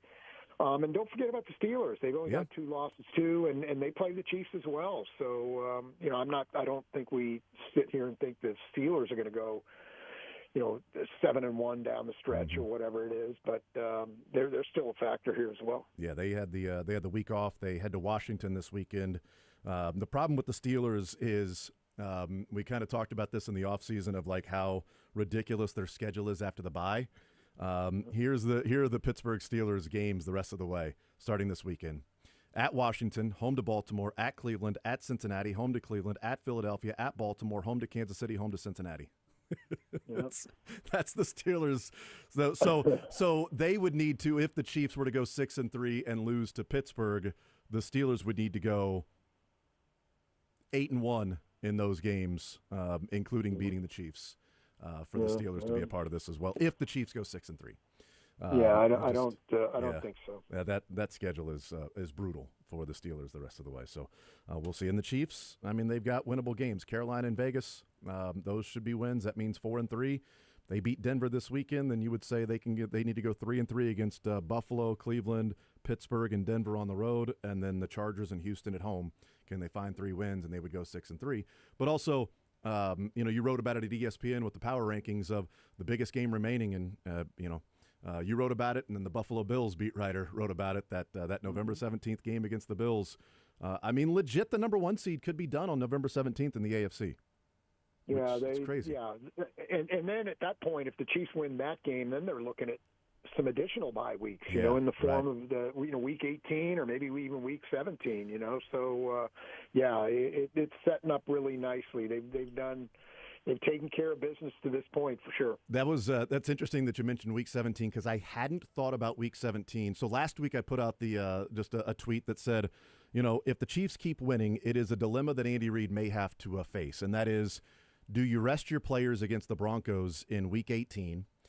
And if you do, because you play on Christmas Day, Wednesday from the week before, and you would have that first round of the playoffs off, it would be 25 days between the Pittsburgh Steelers game and the divisional round game, which is essentially week 1 of the preseason to when they played Baltimore. You're not tackling, you're not hitting, you're not doing some of those things in practice. You're not playing NFL games, and the next game would be a divisional round game against a team that had to fight to get in the playoffs and just won a wild card game. So that's a tall task. But then somebody brought up and said, what if they've got it wrapped up before week 17? Do you rest your players against the Steelers to give yourself a bye week, also a sort of a middle finger to the NFL for making you play on a Wednesday on Christmas Day, and then have your players go out there and play against the Broncos in week 18, so you would have a bye, week 18, bye, and then hopefully 3 more games. I thought that was an interesting strategy too. Yeah, and it's going to be interesting to see what Andy Reid does if the Chiefs get to that scenario. I think that the deciding factor for me is that short window there between Pittsburgh and Denver, between week 17 and the week, or I'm sorry, week 16 to 17. Between 16 and 17. Yep. If that game means nothing, the Pittsburgh game means nothing. Yep. I think definitely that's a week off. Maybe he gives the guys a little bit of work the next week against the Broncos, but I can't imagine he would subject them to play if that's a meaningless game. Yeah. If on December 21st that they've got the number 1 seed at that point by beating the Texans, and it's like, it doesn't matter, then you're right. 3 days rest. And then facing off against the Steelers when you've already got the 1 seed wrapped up on the road in Pittsburgh, that would make more sense strategically than giving them week 18 off and playing them week 17. Adam Teicher from ESPN, presented by Twin Peaks. Adam, you're the man as always. Appreciate the time, brother.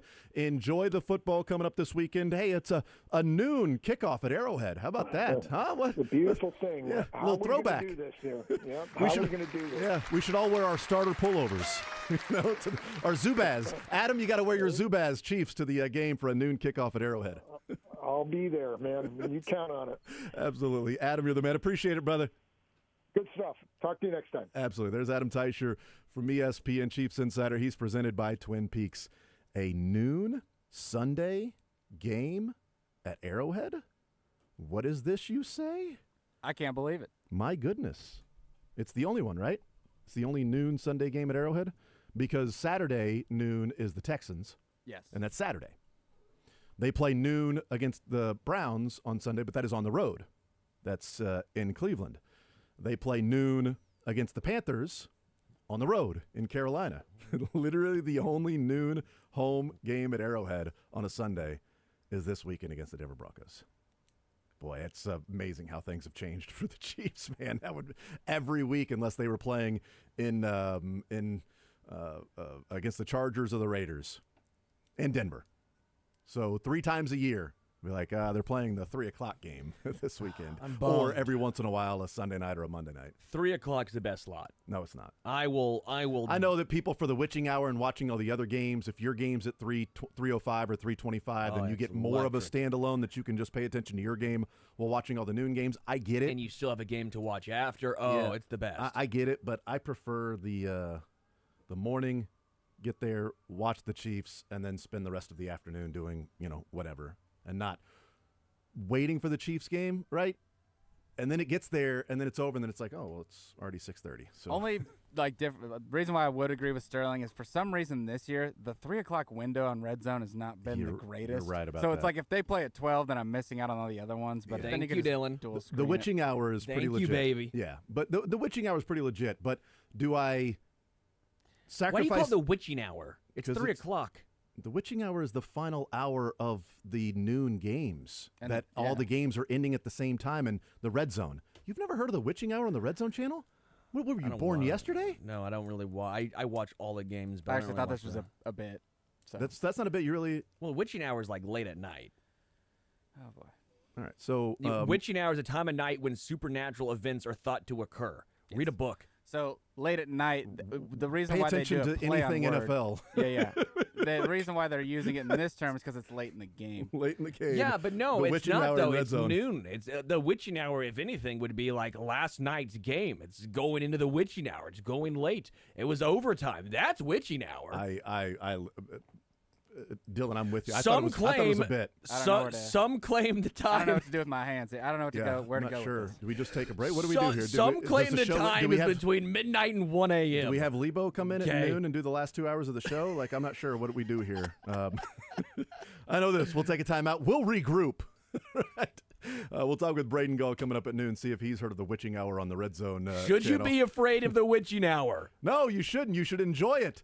That's the one reason why, you've got that noon game if the Chiefs are not playing is because you get that all those games coming to their close at the same time, and they're just jumping from game to game to game, the witching hour. The only thing supernatural is when Mahomes throws the football and the fact he never gets injured. That's supernatural. Yeah. That's fine. We'll take a timeout. We'll come back. Where's our next?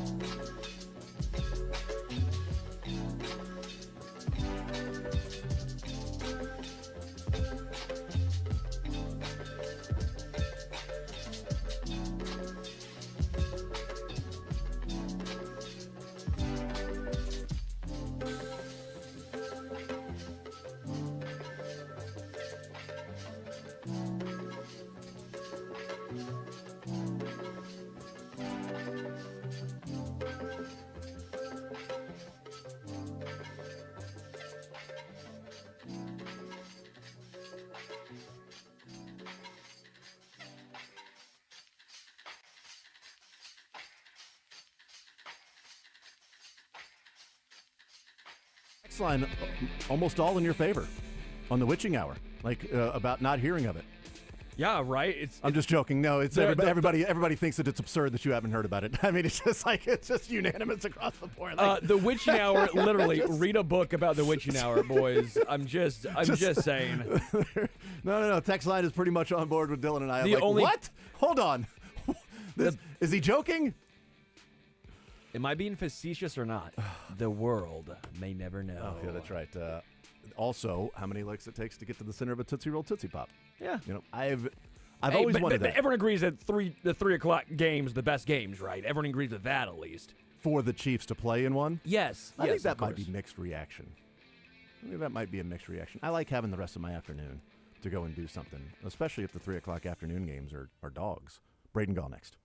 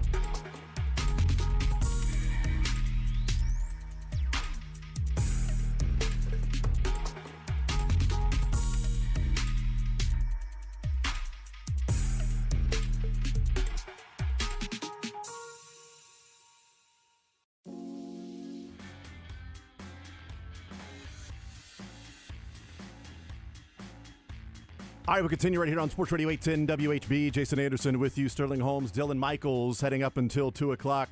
There is some breaking news in the NFL. Breaking news, Sterling, there's breaking news. I know that you just woke up. You're reading about the witching hour on the Red Zone channel. But breaking news, Ian Rapper report. Sources, the Saints are trading Pro Bowl cornerback Marshawn Lattimore to the Commanders for a, quote, premium draft pick. Now, the Commanders have a first, a second, and 2/3. The Chiefs have a first, a second, and 2/3.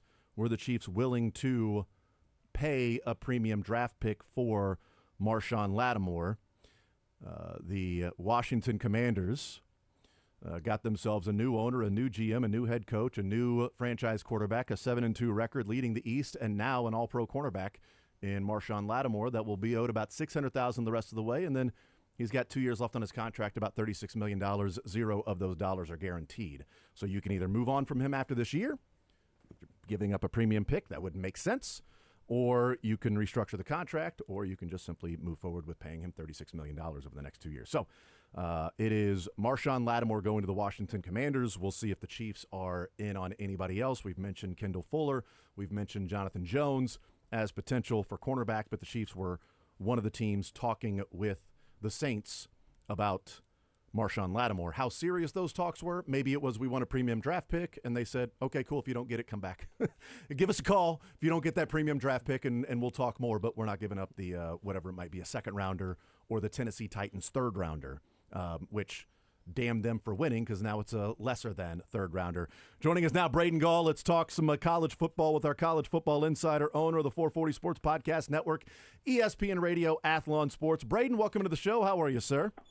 What's going on, everybody? How we doing? I'm good, man. I know we're talking college football, but what a stupid win by the Titans.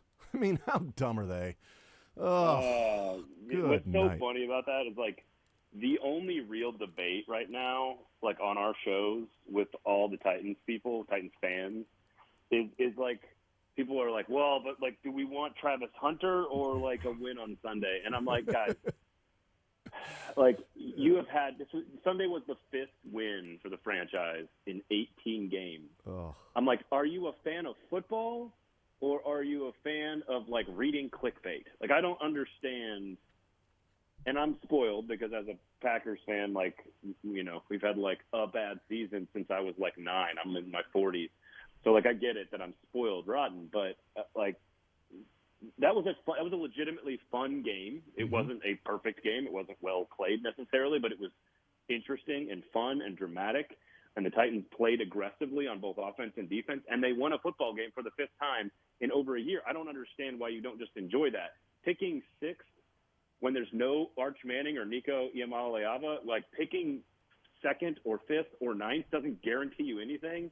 Teams screw those picks up all the time. I honestly, I don't get it. Like, I love draft coverage. I love college football. Obviously, it's why we're talking right now. But, like, I can break down Travis Hunter to people. Like, I think he is the best athlete in college football. I think he's the best player in college football. I have a Heisman vote. I would probably vote for him number 1 right now.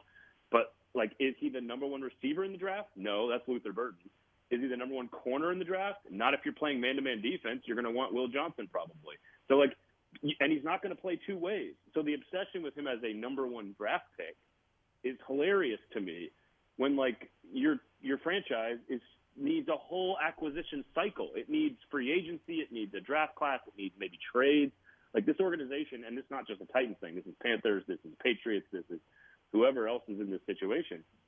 Like, you have all offseason to have fun with the Senior Bowl and draft classes and rankings and mock drafts and, like, trades. Like, have fun with that. Like, why don't we watch the game and enjoy the game, especially when you win one in dramatic fashion like they did in overtime. So yeah, I mean, from Tennessee's perspective, that's cool. From the Chiefs' perspective, stop winning, Tennessee. Okay, make that a top 70 pick.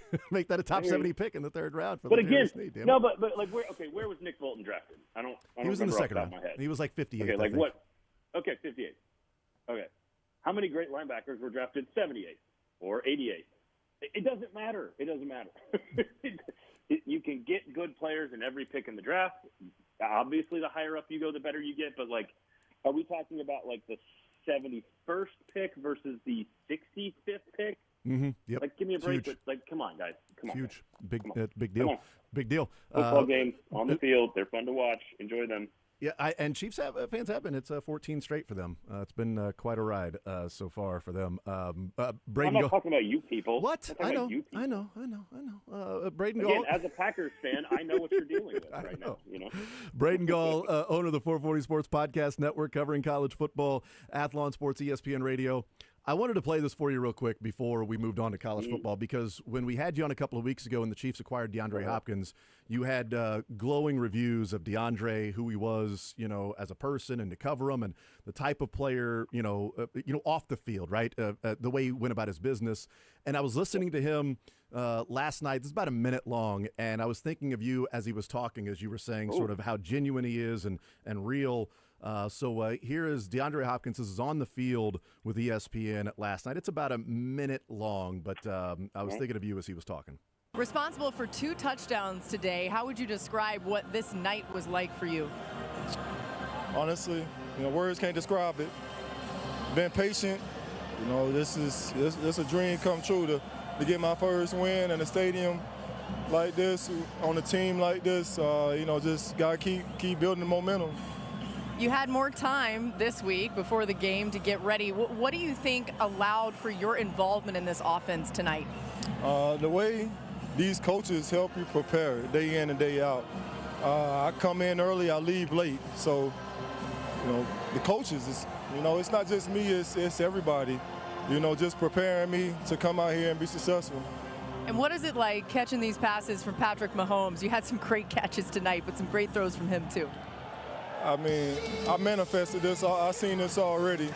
If my mom, we knew this day would come, and I'm just being present in the moment. Enjoy it. Thank you. So as he was talking there, sounding incredibly genuine, and I thought about you and how you were describing him in covering him and what it's been like the last couple of years for you to cover DeAndre Hopkins. Yeah, I mean, I think it speaks for itself. The speed with which he can kind of get going. He's just a total professional. And repeating sort of the things I said, maybe if I need to be more clear, it's like what makes him interesting to me is like how very intentional and specific and particular he is about like everything he does, whether it's preparing his body, whether it's practice reps, whether it's pregame stretching. Like he's just a very intentional person. I like personally, I appreciate intentional people because I don't have to like wonder about things, Good point. Yeah. In my personal life, in media and sports, whatever, it doesn't matter. Like I just like people that do things on purpose. They say what they're going to do, then they do what they're going to say, or they do what they said. And so I just think he carries himself like that. And it should not in an organization that already has so much stability, with a quarterback with that much talent and a system that's that proven, and like all the things that people already know. To take a consistent, dependable, top-flight professional. He is not a burner. He's not going to take the top off the defense. He's not a yak guy. Like, we kind of know what he is. And, frankly, he can age. One of the big stories around why he was so good last year for the Titans and why we thought the drop-off wasn't going to come this year, despite a little injury at the beginning of the year, is because his game is not predicated on sort of like Julio Jones came here. Julio Jones's game was sort of predicated on big, fast speed, downfield, make plays, athleticism. That's not always that's not really DeAndre Hopkins' game. Like he is truly a possession receiver who makes plays down the field because he's got like the hands the size of like a Kia. And so it's just like it's all the things you want out of a player for that offense that they need so desperately. And I think you saw that last night. And again, my fantasy team thanks him and the Chiefs for making the move. So. Braden Gall is our guest. All right, let's talk some college football. Ohio State, Penn State over the weekend. The Buckeyes go on the road. They beat the Nittany Lions. For you, was this more about Ohio State getting a win on the road and remaining 7-1 and more than likely, I don't know, the 2 seed tonight? Or was that about Penn State and James Franklin and losing a game at home and still having that same narrative around him? I think it's interesting. So, like, I did feel like if you watch all those games that they've played, and if you've watched them kind of over the years, there's a lot of times you watch those games and you just sort of think, like, I'm just not sure Penn State can win this game. The one they won, I think it was 2016, where they, like, blocked 2 kicks to win the game, which was fairly fluky. And and not a sustainable model for beating teams. Like, it's always kind of felt like the big brother, little brother, like, oh, they're playing hard, and then he's going to give them a stiff arm and, like, win in the backyard. And that's sort of how it's always felt. I did feel like they were closer watching most of that game. I did feel like Penn State has closed the gap to some degree. But if you're not going to win at home with the gap closed the way it is, the way their offensive line for Ohio State is banged up, and, again, for them to win the way they did, the end of the game is the part that reminded me of every other game, which is James Franklin's inability to manage the situation. I don't mind motioning the offensive tackle 3 straight times. I don't mind some of the calls around the goal line. The final play was obviously a terrible decision. I don't mind throwing the ball, but that felt like a very strange situation there. And then to basically just get run like 4.5 minutes of just not getting off the field or getting a stop. It felt like that's the period of time where it felt like the old Ohio State-Penn State rivalry. And because Ohio State already has a loss, because Indiana's undefeated, because the tournament's now 12 teams, like Penn State's probably going to go 4-0 and get into the tournament. But prior to the game, I felt like, you know what? Penn State has got a chance against almost anybody in America, in particular in the first-round playoff game if they're at home in Happy Valley, or on a neutral field in the following round of the tournament. I think Penn State can hang with almost anybody, and that includes Georgia and Oregon, who were top 2 for me going into last weekend. They probably are still the best 2 teams in the country. But because of all of the stuff that I have preconceived notions about James Franklin and his mismanagement of games and clock times and all this other stuff, I know the rest of college football is flawed. Penn State is not worse than Tennessee or, they're all kind of about the same, right, in that range. Alabama, I think, is in that conversation. Miami's in that conversation. There's a lot of teams that are in that range. And I assume we're about to talk about the Big 12, completely ruining their entire season last weekend. Oh. Dion very excited about it, but I think that's the nature of the sport right now. Is like everybody's flawed. All these teams are really good, but they're all flawed, and the key is which quarterback's going to develop, which team can hide their flaws, and I don't know if the Penn State players can hide the coach's flaws at the end of a game that's critical, and I just don't. I don't know, and it's one of those where it's like, I think Quinn Ewers can win a national championship, but I've not seen it yet. I think James Franklin and Penn State can beat most of these teams, but he has yet to show it at the end of a game where he can finish the deal against a top-flight team. And so the roundabout way of answering your question is, I think Ohio State's pretty good. I think they belong where they are in the rankings. I think Penn State's pretty good, but I think they're kind of the same Penn State we've seen, which is good enough to beat most teams in America, but probably not good enough to beat the best ones. And if that's where we are going to the tournament, I think that's a fair assessment of both those teams. I did not see a team on that field, however, that I think that can win 4 games in the tournament. That's where I think we're at. And I think ultimately almost everybody I've watched, including Georgia and Oregon, I'm not sure I've seen the team that I know definitively can win 4 games, which is going to make for a spectacular bracket. Yeah, I cannot wait. And we'll see tonight what the initial rankings are and whether they matter or not, just sort of an idea. It's look, Braden, it's the biggest thing going on in America with voting is the top 25 rankings for the college football playoff. Especially around that time of night tonight. That'll be voted on tonight. So I believe the polls have closed for the college football top 25 rankings projections. I voted for all of my top 25 teams 2 weeks ago. So okay, all right. So you I took voted the kids early. In there. You voted early. I took the kids in there. I took the wife in there. We take the kids voting all the time for college football playoff teams. And we went in there, and I said, it doesn't matter that they haven't played any important games yet. We're voting for Indiana. It's an emotional time for us to vote for Indiana.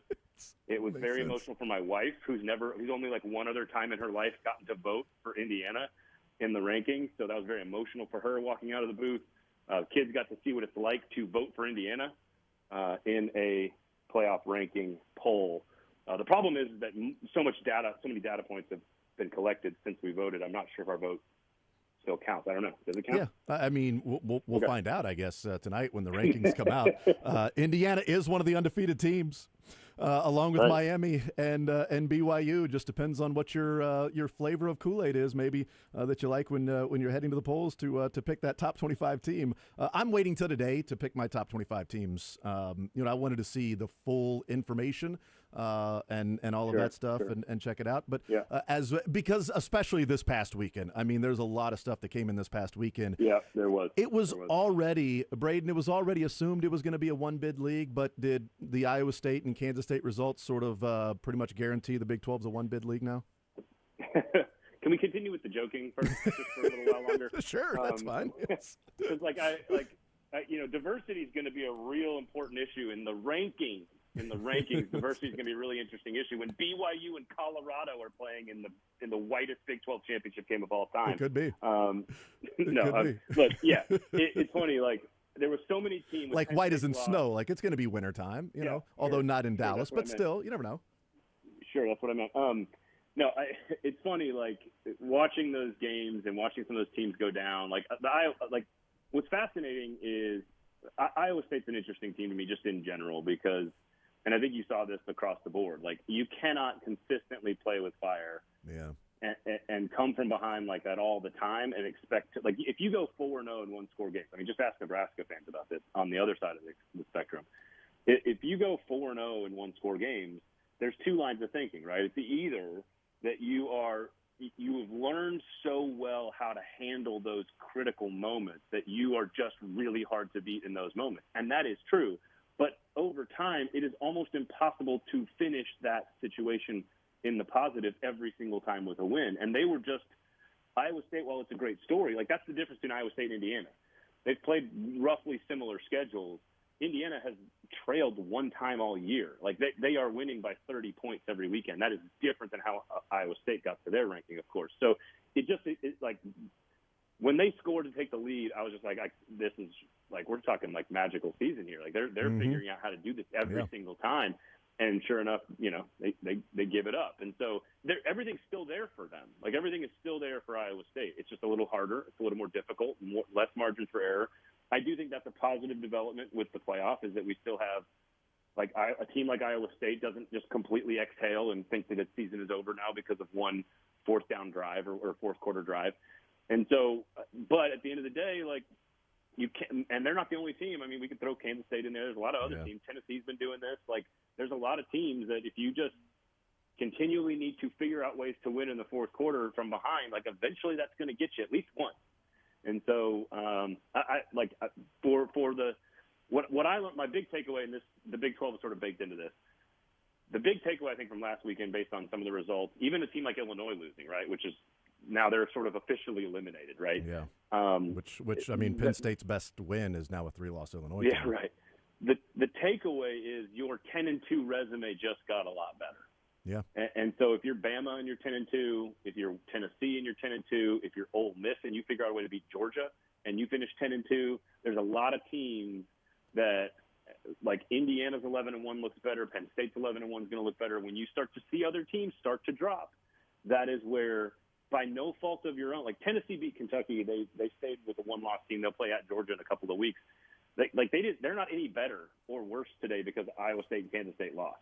Like they're not a better football team. It's unrelated, but they have a much better chance of getting in, and that's what's weird about college football. And it's what's fun about college football. So it's so dependent on what other people do that's completely irrelevant to how good you are or not at football. Yeah. I mean, I didn't think there was a chance that Iowa State was going to lose after they got the touchdown. And I know that, you know, Texas Tech is a good offensive team, and they still had 2 minutes to go. But they also had 4th and 7, you know, with a minute to go at their own, like, 40-something yard line, and they convert. They still have a minute to go at the 50. They still have to score a touchdown, and they end up doing that, and they win the game, and Iowa State can't go down and get a field goal to come back and win that one. How much will it matter tonight what the rankings say with BYU?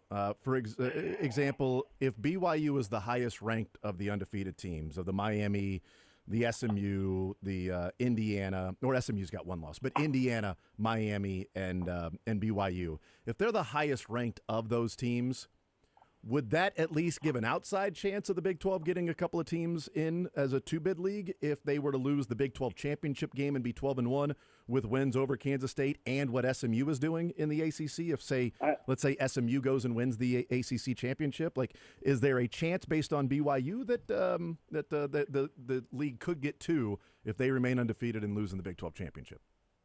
So this is going to sound like simplifying on this, and maybe that's the wrong way to approach it. I think in a year, and some of this is based off 10 years of a playoff committee ranking teams and putting teams in. In a year where it's the first, I cannot imagine a 12-0 team. But number one, I don't think what happens in a championship game is going to be weighted very heavily by the committee, and I think that's right. I think the fact that you have to play an extra game against one of the top two teams in your league should not hurt you unless you lose 70-0. Like the Colorado. So I don't think that should matter. I don't if Indiana makes it to the Big 10 championship game and they're 11-1 and let's say Oregon loses twice. I'm just making stuff up here, right? They play Ohio State in a rematch and Ohio State beats them a second time. They finish 11-2. Why on earth would Indiana get left out of the tournament? Because they had to play Ohio State a second time? That doesn't make any sense to me. So I personally don't think two things I think we need to assume the committee's going to do. I don't think the committee is going to value the championship game loss very much, nor should they. The win could matter in seeding for sure, obviously, because of auto bids. But number two, I think the record is going to be the deciding factor. And even though I don't love that as a college football person who has long viewed that the 0 is not automatically better than the 1 and the 1's not automatically better than the 2, and now that the 2 losses is not automatically better than the 3 losses, that your schedule matters, who you played, how you played matters. Alabama as a 3-loss team is still better, in my opinion, than probably Indiana as a 1-loss team.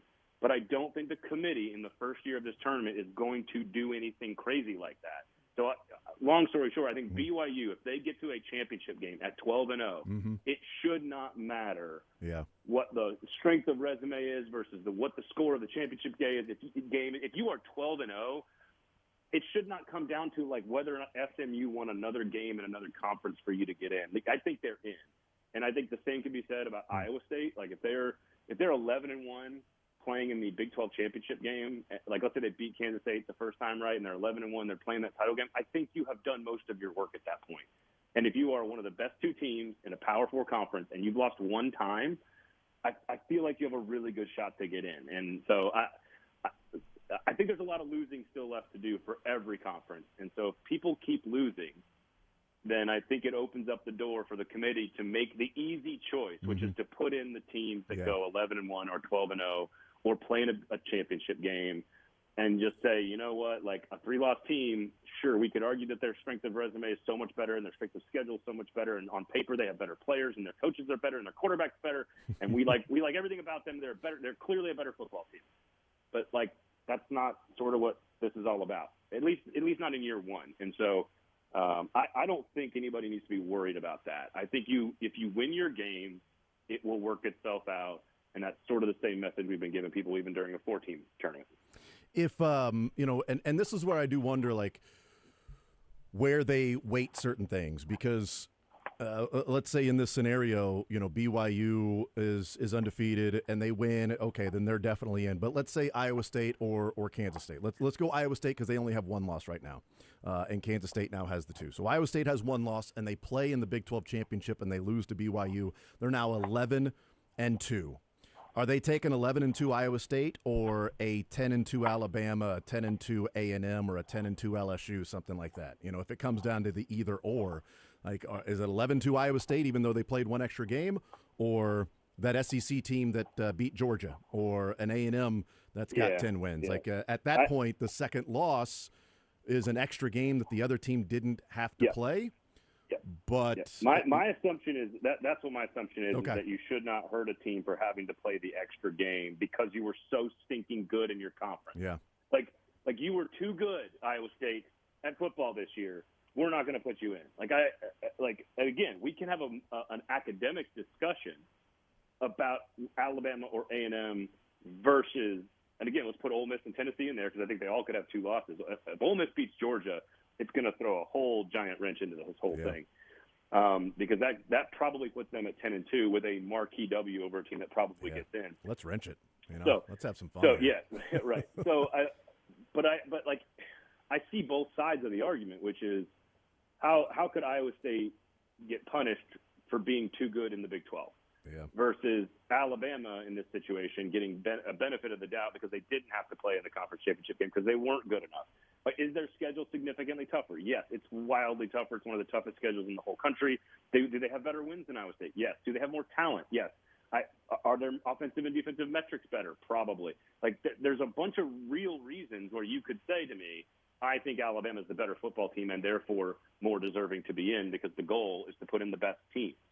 And so I have long struggled with that, where I think you are not just the contents of your resume or your record. It's so much more complicated than that. It's who did you beat? How did you beat them? Who did you lose to? Where did you lose? How did you lose? How efficient are you? Are you dominant? Are you not dominant? I think you have better football players. That's a part of this. It's all of it included into one big thing. And I think, Alabama's better than Indiana. I think Alabama's better than BYU. I think Alabama's better than Iowa State. I don't think that's a crazy thing to say. Have those teams earned the right to get their shot at it? And I think the committee is going to err on that side of things. And this whole just watch, they're going to put Ohio State and Alabama in because of ratings. I don't think that those teams would necessarily draw better ratings in the first few rounds. Ohio State might draw better ratings in the championship game, but the first two rounds are still kind of for nerds. They're still kind of for us diehards. And I don't think watching let's pick a powerhouse versus a non-powerhouse, undefeated BYU against Texas in a first-round matchup. I feel like that's going to draw some numbers because it's the Cinderella story that we like about the basketball tournament. So I don't know. Now, does Cinderella draw ratings in the Final Four? No, it doesn't. You need the power teams in the Final Four to draw ratings. And I think that's where this tournament is trying to go, which is give a lot of people opportunity in the beginning. That'll make it more interesting early. And then when we get to the late, we want Goliath versus Goliath. We want Oregon versus Georgia, et cetera, et cetera. Yeah. BYU, Boise State wouldn't pull those numbers because they would view them sort of the same thing as you don't have that powerhouse against maybe a Cinderella-type team. Braden Gold. Well, and they couldn't – if they win the Big 12, they couldn't play in the first round. So there you go. Yeah, true. Yeah, that's that. They would be a top four team, Which I also think is stupid, seeding a team like that. Again, the basketball tournament, this is so easy. An at-large bid gets you in. It doesn't give you an automatic seed somewhere in the bracket. It just gets you into the tournament. Mm-hmm. I don't know why we don't do that in football. I don't know why. But it's okay. I'm okay with it. It's fine. Yeah. I would wonder, and we'll talk about this as the season goes on. I would wonder if you're, the local AD, let's get the 5 seed instead of the 4. Let's get that home game, the college football playoff, that first round. Odds are we're not going to win the championship anyway, but if we get a home game, get a couple of games, great, let's go. Let's have some fun. Let's do it, man. Notre Dame never has to worry about that. Yeah, that's right. Yeah, why do you think Notre Dame is totally fine with never getting a bye? Oh, we're going to get a $14 million payday for hosting a home playoff game? Oh, shucks. Cool. Neat. Braden Gall, owner of the 440 Sports Podcast Network, Athlon Sports, ESPN Radio. Braden, as always, appreciate the time, brother. Enjoy the football, and we will talk next week, man. Deep rest, everybody. Vote for Indiana. There you go. Indiana, we'll see if they are one of the teams. It's going to be BYU. It'll be Indiana, and it'll be Miami. Are the remaining undefeated teams that are in the Power 5 conferences, because Army is still undefeated at this point. 8-0. What's that? I said Power 5. Why do you hate the military? I said Power 5, and Army is 8-0. I do wonder where they put Army versus Boise State, right? Because it's the highest ranked group of. Well, it was group of 5. Now it's group of 6? No, Power 4, group of 6. Boise State's 8-1. And Army's undefeated. So you're saying Mizzou has a chance. Thank you. No, I think Mizzou will show up in the rankings tonight. I don't think they have a chance of making the playoffs, but I think they'll be in the top 25 rankings tonight. I think Kansas State will be in the top 25 rankings. They obviously have a shot to make the playoffs because Kansas State still controls their own destiny. Beat Iowa State, beat BYU. Obviously, got to win the next couple of games after the bye week. But beat Iowa State, beat BYU, you go to the playoff, even with the loss to Houston. Even with the loss to Houston, you're in almost the exact same position because the Big 12 champion, I believe, will be the 4 seed because Boise State is not going to be ranked ahead of the Big 12 champion because it's the top 4 conference winners ranked. Top 4 ranked conference winners get the top 4 seeds. So that would mean for K-State to get the 5 seed if they win the Big 12, Boise State would have to be, or Army would have to be ranked ahead of them. Well, Army, no. Because Army is now in a conference, right? They're in the American. But K-State would be one of the top 4 ranked conference teams. So they still have everything in front of them that they had before that Houston game, which is crazy to think about. But that's also what the 12-team playoff has done, as opposed to a 4-team playoff in which, but even if K-State wins the Big 12, they're going to be left out. They got 2 losses, and you might have these other teams that might have 1 loss. We'll see, what happens with that. Like, they'll take a 1-loss team that didn't even play for the conference championship, over a 2-loss K-State team that won the Big 12. Like, we'd get into that discussion. Win the conference, you're the 4 seed. You get a bye. And they control their own destiny. We'll take a timeout. We'll come back. We'll continue rolling. There is breaking news in the NFL. There's another trade that has taken place, and we'll talk about that, how it impacts the Chiefs. I'll tell you it's not the Chiefs, but how does it impact the Chiefs with the trade in the NFL? We'll do that on the other side of the break. More Zone next.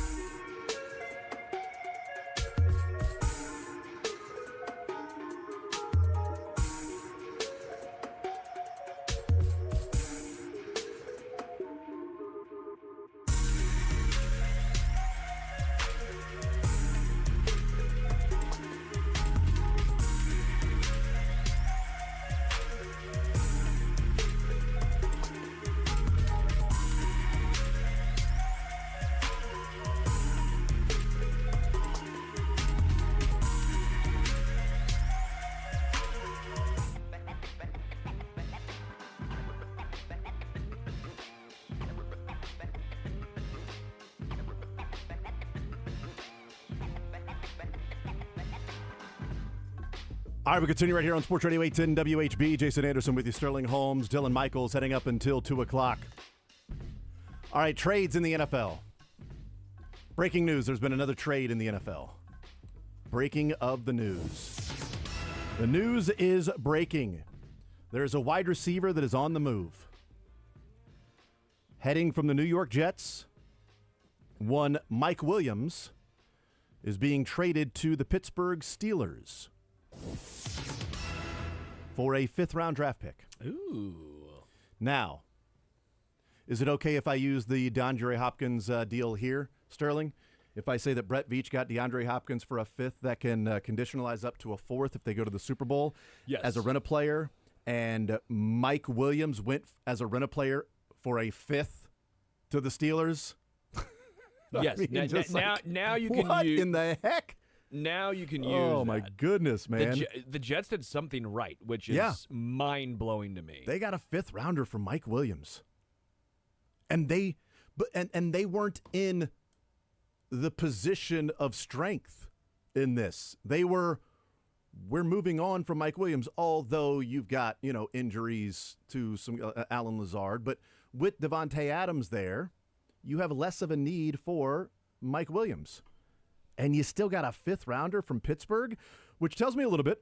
One, the wide receiver market being as depleted as it has been over the last couple of weeks with trades and injuries, that Pittsburgh felt compelled to, we need help at the wide receiver spot, and this is who's left. Yeah. So now I've got to pay for this guy, and the Jets are saying, we don't feel like we're out of it. Like, we just won on Thursday night against the Houston Texans. We can still make the playoffs. We've got an injury to Alan Lazard. We don't have to move on from Mike Williams, but we'll move on from him for a 5th-rounder. And the Steelers are like, son of a gun, man. All right, we're stuck here. So what do we want to do? How in do we want to be this year with our wide receivers? Okay, let's go get Mike Williams and bring him in to go along with George Pickens and Russell Wilson and Freiermuth and the running game that they have, and see what they can do. But yeah, the fact that the Chiefs got DeAndre Hopkins for a 5th, that hopefully is a 4th-rounder. Yeah. And Mike Williams heads to the Steelers for a 5th-rounder. Fleece. Yeah, for sure. But when it comes to the Steelers, Mike Williams does feel like a Steelers wide receiver. They're kind of big-bodied, go up and get it. He feels very George Pickens-like. At least that's what he had been like against the Kansas City Chiefs in his career. He's obviously had a down year this year. Obviously does not have a connection at all with Aaron Rodgers. I don't know how much of that is the talents dissipating from him, how much is just getting older, how much of it he's in his head. I mean, I can't imagine playing with Aaron Rodgers is easy, especially once you make one mistake. Sure seems like he's not a guy you're going to get on his good side anytime soon. I think for Mike Williams, the change of scenery is probably good. And again, he won't be the wide receiver one, but he should get at least a larger opportunity in Pittsburgh. And with those moon balls from Russell Wilson, Mike Williams can go up and get it. Yeah, I mean, right. I mean, I think I think it was a good amount to give up for a guy who's been atrocious all season long. But if you want to talk about at least a good fit on paper, or at least you could see a bounce back for a guy, I do think Mike Williams could bounce back with Russell Wilson in Pittsburgh. We also have news on the Marshawn Lattimore deal. What did it take for Marshawn Lattimore to be acquired by the Washington Commanders? The Washington Commanders trade a 3rd, a 4th, and a 6th for Marshawn Lattimore and a 5th-rounder. So a 3rd, a 4th, a 6th, and they get a 5th-rounder back. It's pretty hefty. And Washington had 2 3rd-rounders. Depends on which 3rd-rounder they're using. The Miami Dolphins 3rd-rounder they got in a trade, or their own 3rd-rounder. If this is the Miami Dolphins 3rd-rounder, then that would be close to the Chiefs sending the L'Jarius Sneed 3rd-rounder. Also, as we said yesterday, the Chiefs can't trade a 4th or a 5th yet, because the 4th could be accounted for with the DeAndre Hopkins trade that can conditionalize up to a 4th. Or it's a 5th. So they can't then trade the 5th banking on that's going to be a 4th. Yeah. So they would have to trade a 3rd and then a couple of 6th. Oh, wait, they don't have a 6th. So now you're dipping into, for the Chiefs to acquire it over the Commanders, they would have had to send their second rounder. Again, that's also a lot given up for a guy whose contract's interesting because of the Steelers. I know this year it's great for KC. You could take that on, but for the future. You could keep him for the next 2 years. Still has 2 years on his contract. Lattimore does. He's 28 for a corner, which is getting older for a corner. Yeah. Are you for a lockdown corner? And I think the final 3 seasons this year, he has a hamstring injury. Year prior, played 10 games. Year prior to that, played 7. So I have a lot of injury concerns with Marshawn Lattimore if you're giving up that much draft capital again for a Chiefs team that has already given up a good amount of draft capital overall. Yeah, so if would the Chiefs be willing to trade the pick that they got for L'Jarius Sneed for Marshawn Lattimore? You would have kept L'Jarius Sneed. Not a rent a player, but it'd be Marshawn Lattimore for almost free the rest of this year. And then 2 years, $36 million. You're basically, you would have, at least in my opinion, you would have kept L'Jarius Sneed. Now, you didn't have the hindsight of all that stuff, of the injuries, which have played a massive issue for KC. If it were me, I think the Chiefs probably are hoping that Najee Johnson comes back from concussion and looks better. You can almost talk yourself into that because Joshua Williams and Christian Roland Wallace did not look great. Well, the Chiefs were one of the teams that was talking with the Saints. Chiefs and Commanders were mentioned specifically about an hour ago that were in talks with the Saints. Commanders end up getting the deal done. Albert Breer tweets out about 10 minutes ago, the Chiefs have been pretty aggressive in looking for corner help. Price tag for Marshawn Lattimore was simply too rich. Whether they can find someone at the right price who's an upgrade over what they already have remains to be seen. With their tight cap situation, it does complicate it. Yeah. So they have to find a cornerback at the right price cap, that's also an upgrade of what they already have. Who is that? Well, is it New England and Jonathan Jones? If they take on a big portion of what's left on the salary cap for him, well, now that increases the price you have to pay in draft capital for Jonathan Jones to New England. Is it Kendall Fuller? Okay, Kendall Fuller would be roughly the same amount the rest of the year as Marshawn Lattimore, about $600,000. Is he an upgrade over Najee Johnson, Joshua Williams, Christian Roland Wallace? We'd probably say yes because we've seen those guys every snap they've played this year. We haven't been watching Kendall Fuller probably. Close. He grades out pretty well this year, according to PFF. Does he? Grades out as the 35th highest-ranked cornerback. So I think he'll take the 35th highest-graded cornerback in the NFL. Yeah. What he did last year, he was incredible last year. Graded the 7th highest cornerback in football last year. Kendall Fuller. Yeah. I'm trying to look at. By the way, the first reply to Albert Breer was, "I don't want to hear that they were aggressive. That they thought the Lattimore return was too rich." I think both can be true. I don't think they've been aggressive looking for a cornerback. Not aggressive in terms of giving up a second rounder. Again, there's a difference between aggressive and stupid. Yeah, they can't trade a third, a fourth, and a 6th.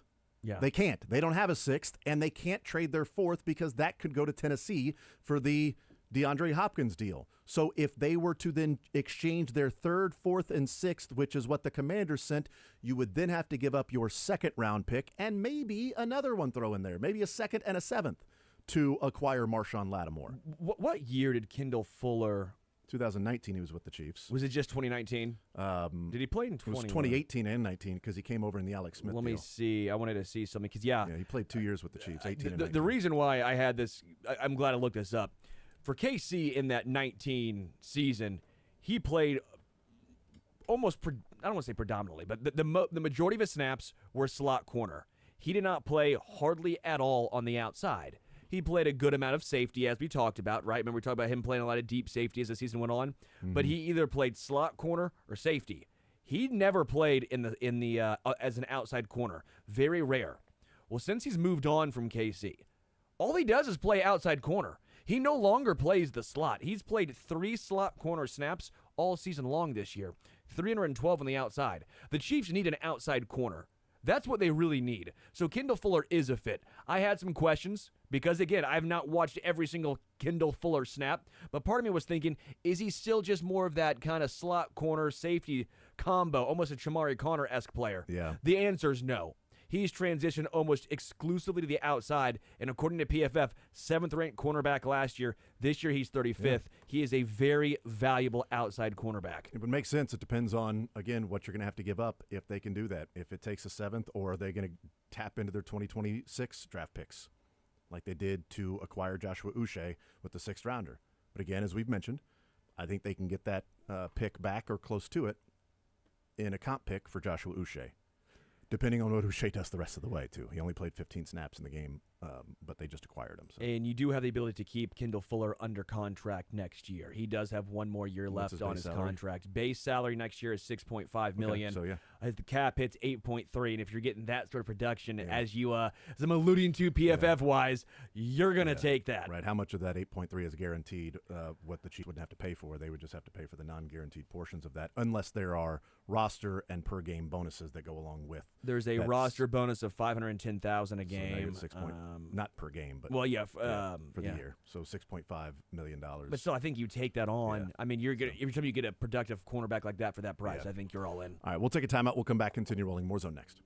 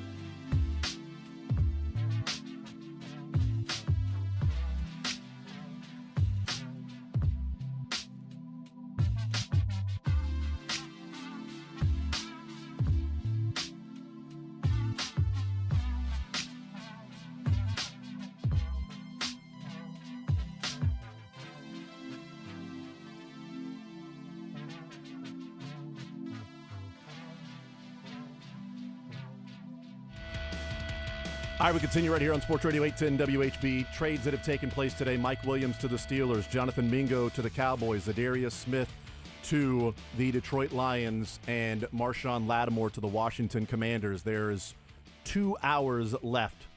I'm getting really nervous that I don't get traded by Jason. I'm really nervous that Jason's going to trade we're being aggressive in trying to move you. Ship me. He's got a cheap contract. It's movable. Yeah, that's right. You don't have to pay much with the prorated salary. People already know we're going to release you at the end of the deadline. Wow. We are not negotiating from a position of strength. We do not have the high ground right now.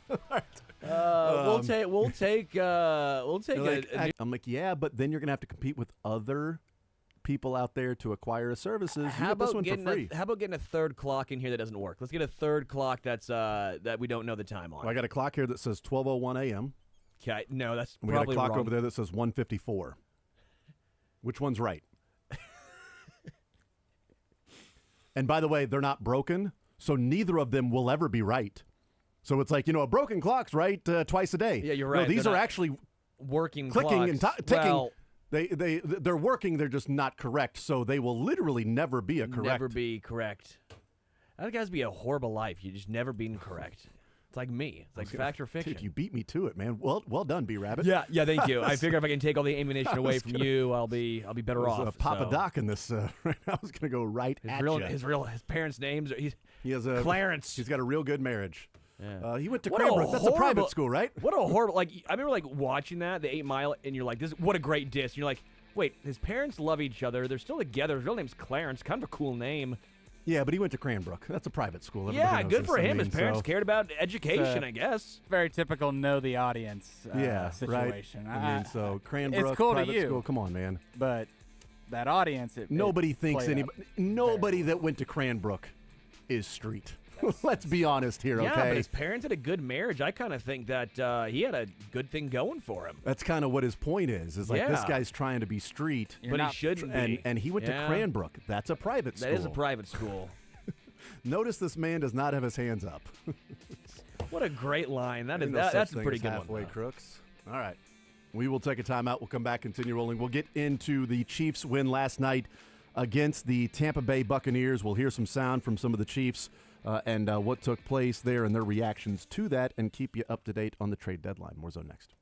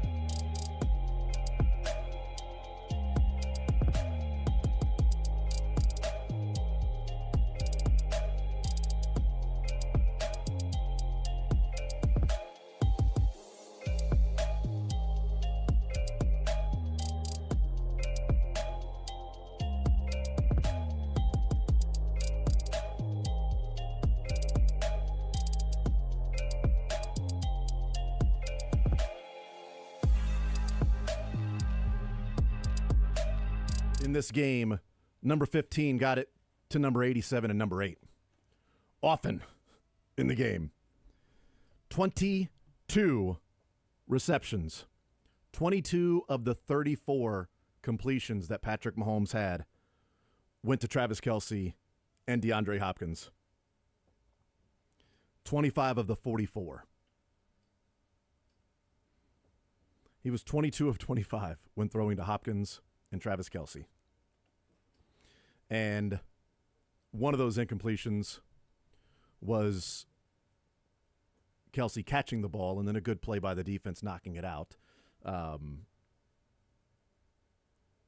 And another one of those incompletions was the only one to DeAndre Hopkins was the miscommunication there on 3rd and 1 at the end of regulation when Hopkins was waiting to get past the linebacker or the safety. I guess it was Winfield that ran straight ahead thinking there was going to be a quick pass like against the Bills, and Hopkins was waiting to get over the top of him, and Mahomes was just going to get him the ball because it was 3rd and 1. Hey, turn around. Need a first down. Call timeout. Let's regroup with however much would have been on the clock at that point, and you'd still have 2 more timeouts left. That point. I got nervous that was about to get picked off.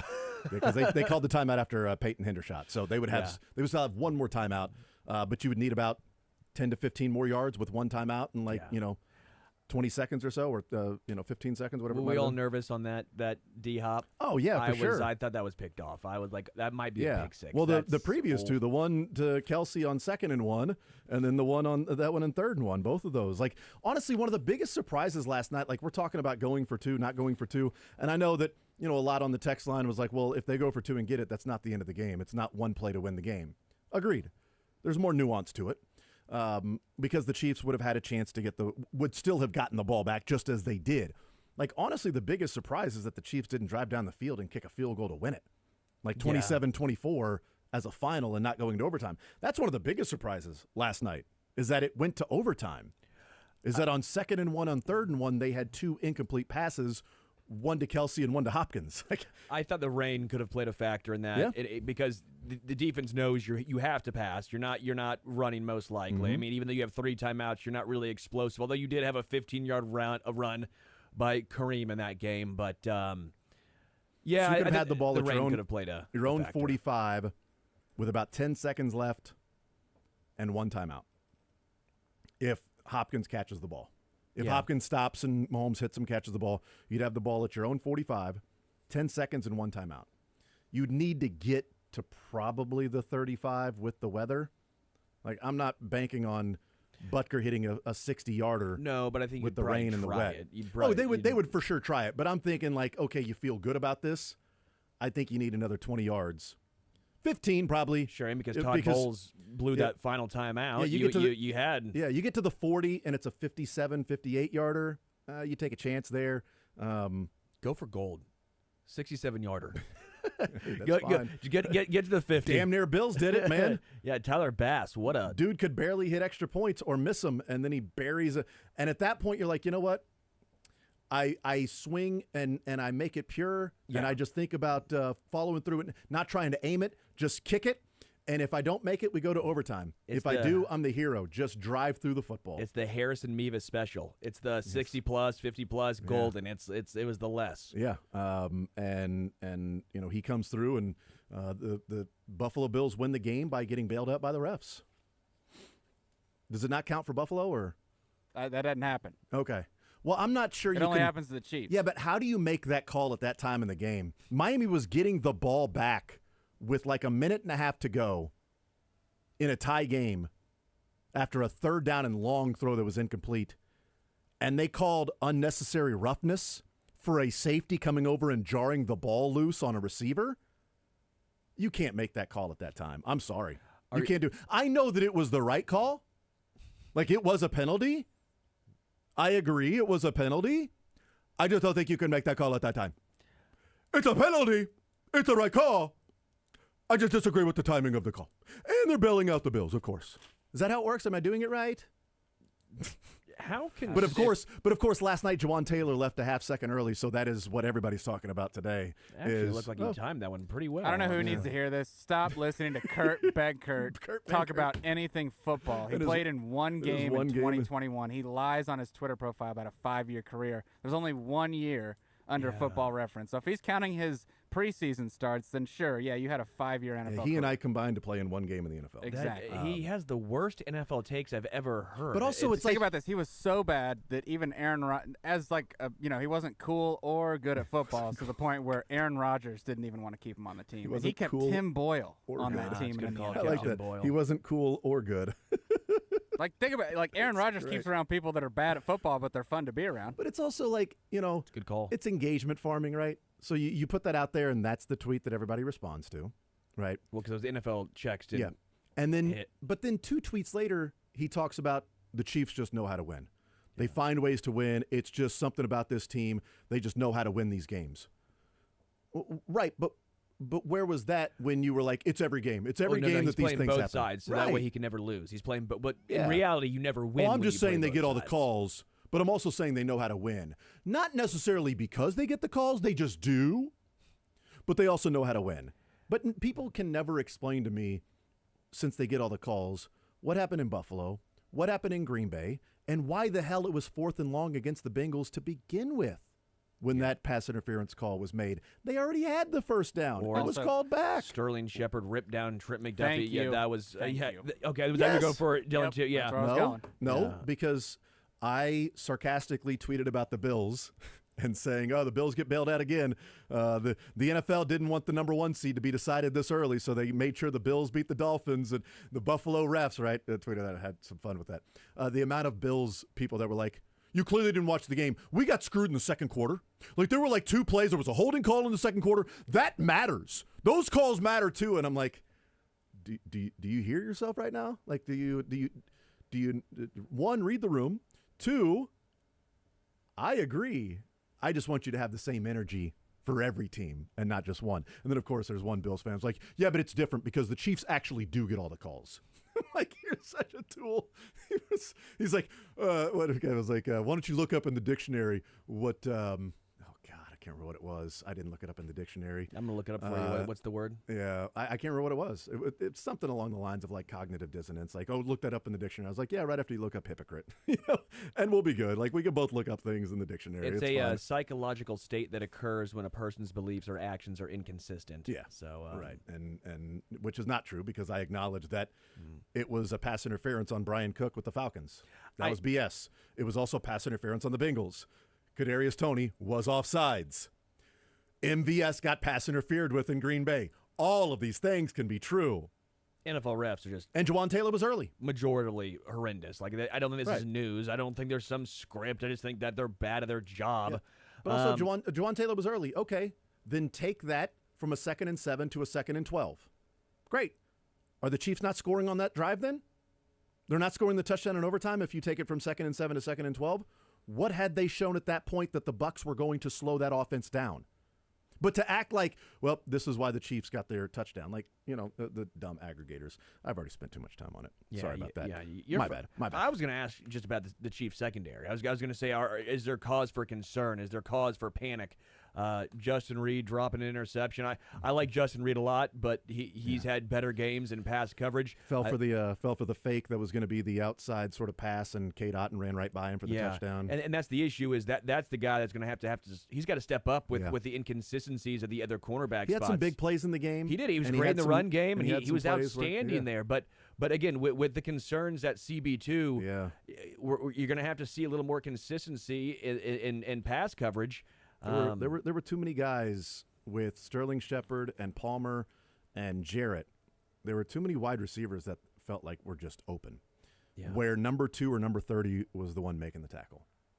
That's what was frustrating about it is if Baker Mayfield with those weapons is saying, yeah, I'm just going to look at whoever number 2 or number 30 is on, and I'm going to throw that way, then Josh Allen is going to do that. then C.J. Stroud is going to do that with a lot better weapons. I think Right. Baker Mayfield played again. I think Baker Mayfield had a great game. Played a great game. But it wasn't up to. He continues to shove it in the face of the Cleveland Browns' dumbass decision of walking away from Baker Mayfield so they can go get Deshaun Watson. Yeah, like they made an asinine decision, and it set their franchise back years and years and years, and also showed what they were willing to sacrifice. Yeah, Josh Williams to bring in a quarterback. Josh Williams graded out as a 51.6 that high? in that game against the Buccaneers. Is that high? That's Let me look up. CRW. Christian. I think there's an H in there, isn't there? Is he even in the system? I mean, yes, he would be in the system. He's played in the NFL, so yeah, he would be. It actually didn't add, like you had to type in his full name. You know how any other player it gets the. It automatically fills. Yeah, an autofill there. Not for him. Let's hear from 50.7. 50 point. That high? Okay, interesting. I would have guessed lower. You would have given me those numbers. I would have taken the under on that. Let's hear from Trent McDuffie. He's the guy, one of the guys you can rely on. There were a lot of awesome things to come from the game. I appreciated Trent McDuffie on this one after the touchdown. That as he had said in other parts that his guy that he let run by him. But here's Trent McDuffie. He was asked about Tampa Bay going for 2 after that touchdown. Man, I mean, I'm always taking to go for 2. You know what I mean? End of the game. Certain situations you would think so, but kick the field goal to go to overtime was kind of their mindset. But I think the biggest thing for me after that touchdown was when I went back to the bench. All my guys, B. Cook, Jay Reed, Chris, Shamari, all just picked my head up, which was, to me, really special. And I really appreciated everybody kind of just locking in with me. Yeah, I mean, the dude, he already feels bad about it, right? Yeah. That he's peeking in the backfield and his guy runs right by him. And it's like, when you really think of it from a bigger picture, they're not going to be running the ball there. They don't have timeouts left. There's like 26 seconds to go. If you're going to run the ball on that play, you're going to have to call 2 plays in the huddle so that you can get back up. You're not going to huddle again. Once you called your third timeout with 33 seconds left with 1st and goal at the 1, kind of eliminated your first couple of plays being run plays. 4th and goal at the 1, yeah, now anything's possible. They can run the ball. But 1st and 2nd and 3rd, I'm gonna plan on them throwing the ball. And if they run it, well, then I need my defensive linemen and my linebackers to go and make plays. But I'm going to make sure the guy in my area. And that's why he, felt bad about it. But guys came and picked him up. And he said, I'm always ready for them to go for 2, right? Yeah. Always ready for them to go for 2. A different universe, the Bucs win 25-24. A different universe, the Chiefs win 27-25. Chiefs win 24-23. All 3 of those were possible with that decision. The Chiefs lose because the Bucs convert the 2-point conversion, or the Chiefs go and kick a field goal and win 27-25 because they convert, or they don't convert the 2-point conversion, they win by 1. And if you're Todd Bowles, you're probably looking in and saying, well, with Mahomes over there, 2 of the 3 is a loss for us. 1 of the 3 is a win. Well, if we go into overtime, we got more of a chance. My defense, I'll trust them out there. And you didn't get it. And Baker Mayfield, when he flipped that coin, or when he called the heads or tails, whatever it was, and it came up the other, and Patrick Mahomes said receive, you saw Baker Mayfield's head go, just his face. He knew it was over right then and there. This team always wins the coin toss. Good night. Oh, wait, they didn't win the coin toss in the Super Bowl. And they still got what they wanted in terms of they want the ball. They want the ball, guys. They want the ball. All right, cool. Remember, it's different. Both teams get the ball no matter what. Which is you funny. Want the ball second. I wish they would do it in the regular season. I get why they don't, because just the extra wear and tear and injury.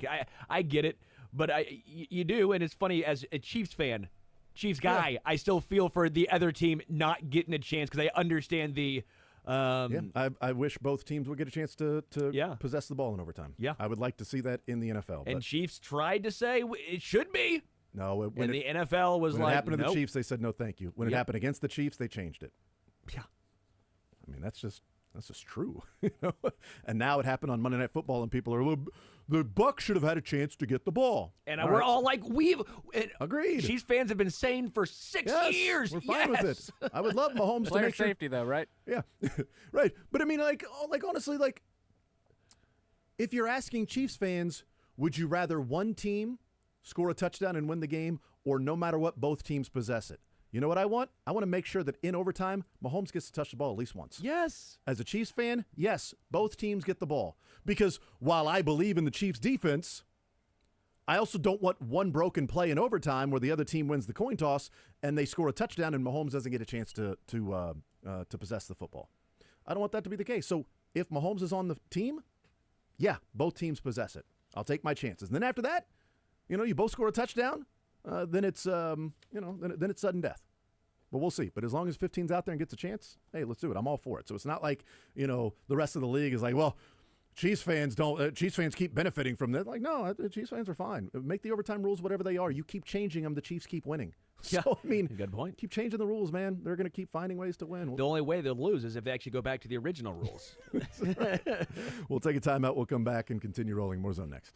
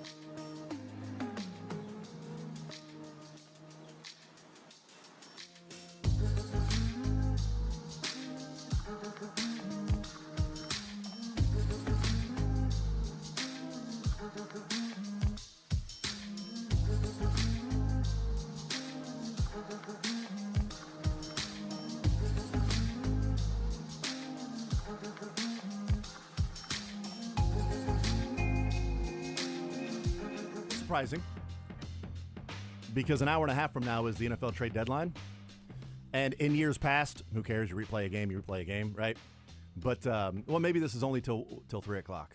But even if it's still 3 o'clock, you still got 2 to 3 where you could be on the air live with, NFL Game Day or your NFL insiders talking about the acquisitions and things like that. Why you have us. That's exactly right. Everyone's tuned into 810. I'm just saying. I'm not saying, I'm just saying. Raise your hand if you were as frustrated as I was that a team in the first half that had one scoring drive that was benefited by a bad penalty against the Chiefs defense, and then you kick off to the 10-yard line and they return it to midfield instead of just booting it through the end zone. What have we said about the kickoffs? Like, to me, the only reason, if I'm going up against an offense that's struggling and my defense is good, I'm putting it through the end zone and I'm putting them at the 30-yard line. The only way that team gets a spark or momentum or is if they return the kickoff. They got it at midfield. It was 20 yards. They scored a touchdown on that drive. Yeah. I don't know. Make him go 20 more yards to score a touchdown. Like, I could not believe it. As soon as he broke free, and I'm like, what are we doing, man? Just put him at the damn 30. Just kick it through. Butker's leg is strong. Just kick it through. Why are you messing around, Dave? You're too cute. Oh, I got to do something here. I got to be a part of the game somehow. I can't just sit here and have my kicker kick it through the end zone every time.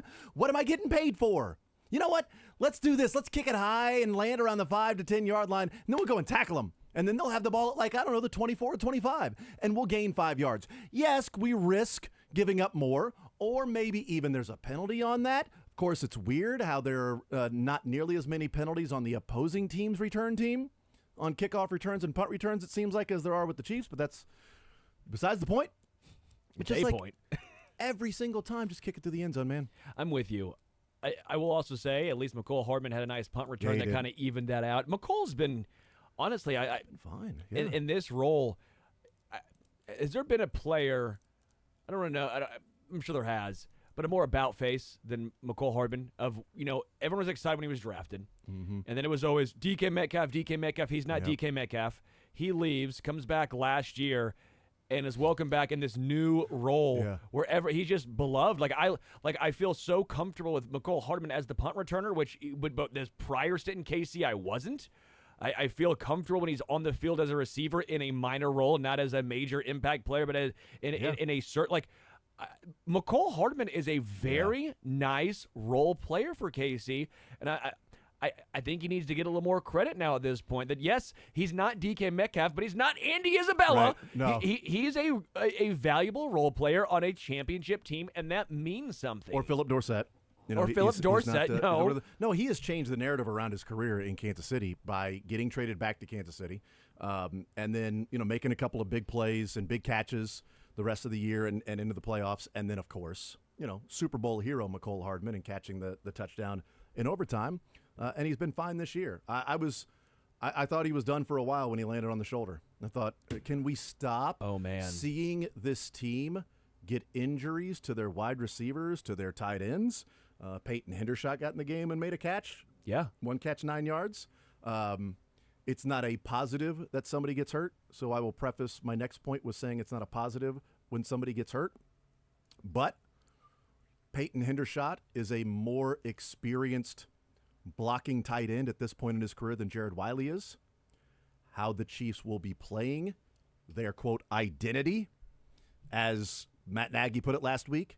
The way the Chiefs changed in the second half and said, we're going power run between the tackles. We're handing it to Kareem Hunt. We're letting our offensive line dominate. We're playing off of that with Mahomes, but we're going to hand the ball off to Kareem Hunt.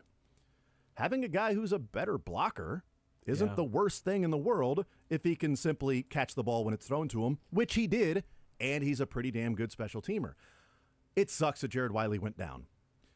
It's not the impact of Jalen Watson going down and then finding who's going to step into that spot, because I think there are things that Peyton Hendershot does better than Jared Wiley. At this point in his career, he's a better run blocker. Yeah, I would agree. So when he's in the game and you're playing more of a power game. It's Blake Bell, but maybe a slightly better pass catcher and a slightly worse Yeah, right. He's blocker. not as good of a run blocker, but he's a better pass catcher. He looked fine catching the ball, the 1 catch, 9 yards. He looked solid, man. He looked no issues. By the way, Justin Ross looked like he was 5'11" when wearing 82. Numbers are such a weird thing for me, man. I'm with you. I thought that was a very good point. Number 34 is Kyle Juszczyk. Ben Sinnott wearing a tight end number. I'm like, oh, yeah, he looks like a regular tight end in the NFL, right? He fooled everyone. Justin Ross, number 8, like, wow, that man is long. He is like 6'5". I mean, goodness, he just towers over everybody. 82, like, hey, who's that? Is that Remigio? Who's that guy wearing 82 for the Chiefs? Who's that speedy little guy? Who is that guy? Why is he trying to get a jump ball thrown his way? That's really weird, man. That's cute. Yeah, such an optical illusion with numbers, man. It's so weird. It's a great point, though. It really is a good point. Because Hopkins looks incredibly, tall at wearing number 8. Like, it makes him look so skinny too. It makes you look. You look. Hopkins next to Ross, 8 and 82. I look at 8 and go, well, that guy's much bigger than number 82. It's so weird, man.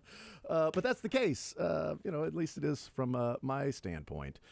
Here's Patrick Mahomes, and he was asked about DeAndre Hopkins, clip number 3 from Mahomes. And this is a little Q&A in the postgame last night about DeAndre Hopkins, their connection, and what's going on in 8 quarters in an overtime period with DeAndre Hopkins being a Kansas City Chief. Yeah, he's so good at winning one-on-one.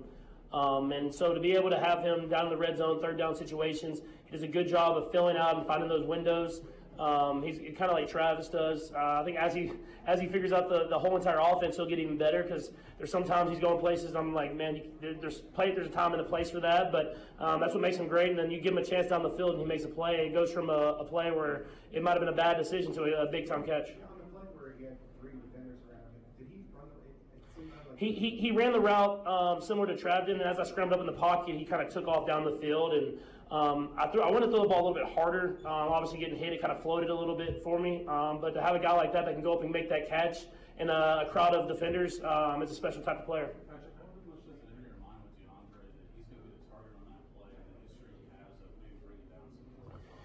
Yeah, you see it on tape, and there's even more in the game I probably could have gave him chances for, but you have to know the time and the place to give him those chances, and I felt like there we're kind of at the edge of full range, give him a chance down the field, let him make a play, and he did. And the more plays he makes, the more chances I give him, and that's kind of how you roll as you go along the season.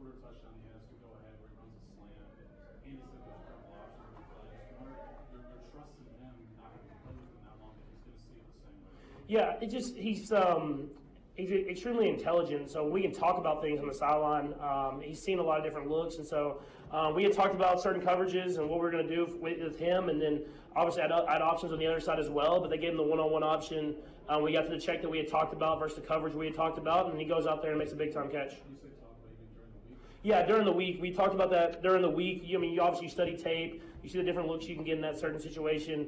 Obviously with the defense pushed over to kind of take Trav away for the most part. It's one-on-one on the backside. Then you look at the leverage of the guy and you get to the right check, and you let a guy win one-on-one.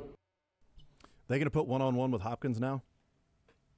Down inside the goal line, 5-yard line, 6-yard line, whatever it is, or closer, third down. You're going to set up a play and a scheme to where they've got to choose between, are you going to shade to Kelsey or go and let one-on-one to DeAndre Hopkins? Are you going to have somebody over the top so that if Hopkins wants to run an inside slant, somebody's there? If he wants to run outside, then you take your chances with a jump ball with your cornerback there? Because it showed how easy that was. That was easy. Pitch and catch Mahomes to Hopkins when you left one-on-one at the goal line. Well, you'd expect Travis Kelce to start getting a lot more openings in the red zone. And not just that, I think also the addition, I keep going back to it, of Kareem Hunt. I mean, because now you have to at least make sure you have enough bodies stacking the box, because Kareem is so good at churning out 1, 2, 3, 4 yards. He's so physical. I mean, how many times does he keep the line moving? It's just legs churning. You think he's done. All of a sudden, it's an extra yard, an extra 2 yards. You saw the final touchdown the Chiefs scored. I mean, I think when you have Hopkins, Kelce, and Kareem Hunt, defenses are going to have to pick their poison. And as you saw from Mahomes, he saw one-on-one. Mm-hmm. If he's seeing one-on-one with him or one-on-one with Kelce, it's going there. If not, if they're both there, that means the box is light, which means you're just going to hand that ball off. It's going to be very difficult, and you're seeing the past couple weeks, the Chiefs' red zone numbers have skyrocketed, so much more efficient. Yeah, since the bye week, the Chiefs are 11 of 13 in the red zone. Some say that's very good. Yeah, although they were pretty darn close to being 4 of 5 in the red zone last night, because they got to the exact 20-yard line on that opening drive, and then they ended up punting with the sack and all of that. Like it's they came was a away bad with, sack with by Patrick. Patrick. But they got to the 20. In theory, not inside the 20, but still. But they were 4 of 4 in the red zone, and that red zone efficiency. Yeah. But also, I felt like last night was the baseball equivalent of 2-out RBIs, because all 4 of their touchdowns were on 3rd and goal. Yeah. Every one of their touchdowns was 3rd and goal. I mean, that's 28 points as opposed to maybe 12. Boy, they came through with 3 different innings. You got a 2-out RBI hit, where you could have come away with no runs in those innings. Instead, you put 5 on the board and you win 5-3. 3rd and goal from the 1, DeAndre Hopkins touchdown, the first touchdown of the game for them. 3rd and goal at the 7, you've got Samaje Perine and the touchdown. 3rd and goal at the 5, Hopkins touchdown. Technically, it wasn't goal to go, I guess, in overtime. It was 3rd and 1 at the 2. Yeah, so that wasn't goal to go. So the first 3 were goal to go. Still, 3rd and 1. In overtime was 3rd and 1 at the 2-yard line with Kareem Hunt, and he scored a touchdown from the 2-yard line. How concerned are you? I know wins are going to gloss over some of the issues. I think it's very easy to do. How concerned are you with the offensive line? The interior 3, the big 3, they were bad in the first half. They were great in the second half. I thought they were outstanding in the second half. They regrouped. But the first half, there was a lot of issues there. Vita Vea was just dominating that interior 3. But the tackles, though, especially Wanya bounced back. Wanya bounced back. He had one of his better games. How did he didn't have a Max Crosby or Henderson or anything like that to go up against, but still. But overall, how did you view the offensive line in this one? Because I think it was very interesting. I think the second half was much more impressive than the first half. Agreed. I thought the first half there were times where Mahomes ran from a clean pocket, but I think that is something you live with. Talked about it before. Mahomes is going to run away from clean pockets, and you let Mahomes be Mahomes. All right, I'm not going to put, the blinders on him and say you are going to stay here in the pocket. All right, I'm not going to be Gary Pinkel early on with Brad Smith and try to make him a pocket passer and have one of the worst seasons of Brad Smith's career. and then go, well, that was dumb. We should let him be Brad Smith. Okay, let's try that. Let's let him be Brad Smith and run around and make some plays. That might be cool. Let's do that. Like, let Patrick be Patrick, right? So I think early on, and then he mentioned it after the game with the injury and said, early when I had the injury, sometimes I have to remain in the pocket. I can't run around. And he goes, and early on, I felt like I was running into some sacks. I was leaving pockets early. So I think there was some of that. Vea, though, was winning. Yes. In the interior. That was annoying because the Buccaneers weren't blitzing. No. And that's, to me, maybe that's one of the reasons why Wanya Morris had a good game, is because there wasn't as much of a picking this guy up or picking that guy up, or you got to have help over here. That they only blitzed 5 times last night. And that's a Todd Bowles defense that blitzes a lot. Some of those were delayed blitzes where Mahomes just torched. That 3rd down and 10 in the drive that they ended up scoring a touchdown on, the first touchdown, DeAndre Hopkins touchdown, the 3rd and 10 before they had the 35-yard pass to Hopkins on 3rd and 8. It was that 3rd and 10 pass to Justin Watson for like 20 yards. That was a delayed blitz. Mahomes saw it and threw it before Justin Watson even turned around. And then Watson's there. Nobody within like 10 yards of him catches it, turns around, gets tackled, first down, move the chains, go on, and then, they go and score a touchdown on that drive. That was a delayed blitz. They weren't doing many exotic things on the defensive line and blitzing for the offensive line. And Vea was still winning, and that was annoying seeing that. But I mean, the offensive line in the second half, they changed to, all right, go kick their ass, and they did. Just to your point on Wanya Morris, that was by far his best PFF grade of the year, maybe his best PFF grade of his career. I have to imagine so. He was graded very highly. Juwan Taylor was absolutely outstanding in pass blocking, his best pass block grade of the season. Run blocking was his second worst, but it was that interior that, again, they bounced back in the second half. So, the Wanya Morris one, it was nice to see him bounce back after that Raiders game. It could have been something that killed him. This is a real tough job today for the whatever equipment manager had to get all the grass stains off the back of Wanya's jersey. I really, I really, really want to give a shout out to that person because it's going to be a tough job. It's going to take a lot of bounty. Is that right? Yeah. 913-912-4810 is the text line to be a part of the show. We'll take a timeout. We'll come back. I want to hear from Kelsey talking about DeAndre Hopkins and also Andy Reid, because maybe the biggest story of last night was the impact DeAndre Hopkins can make on this Chiefs team moving forward. It was a huge, huge difference maker. We'll take a timeout. We'll come back. More Zone next.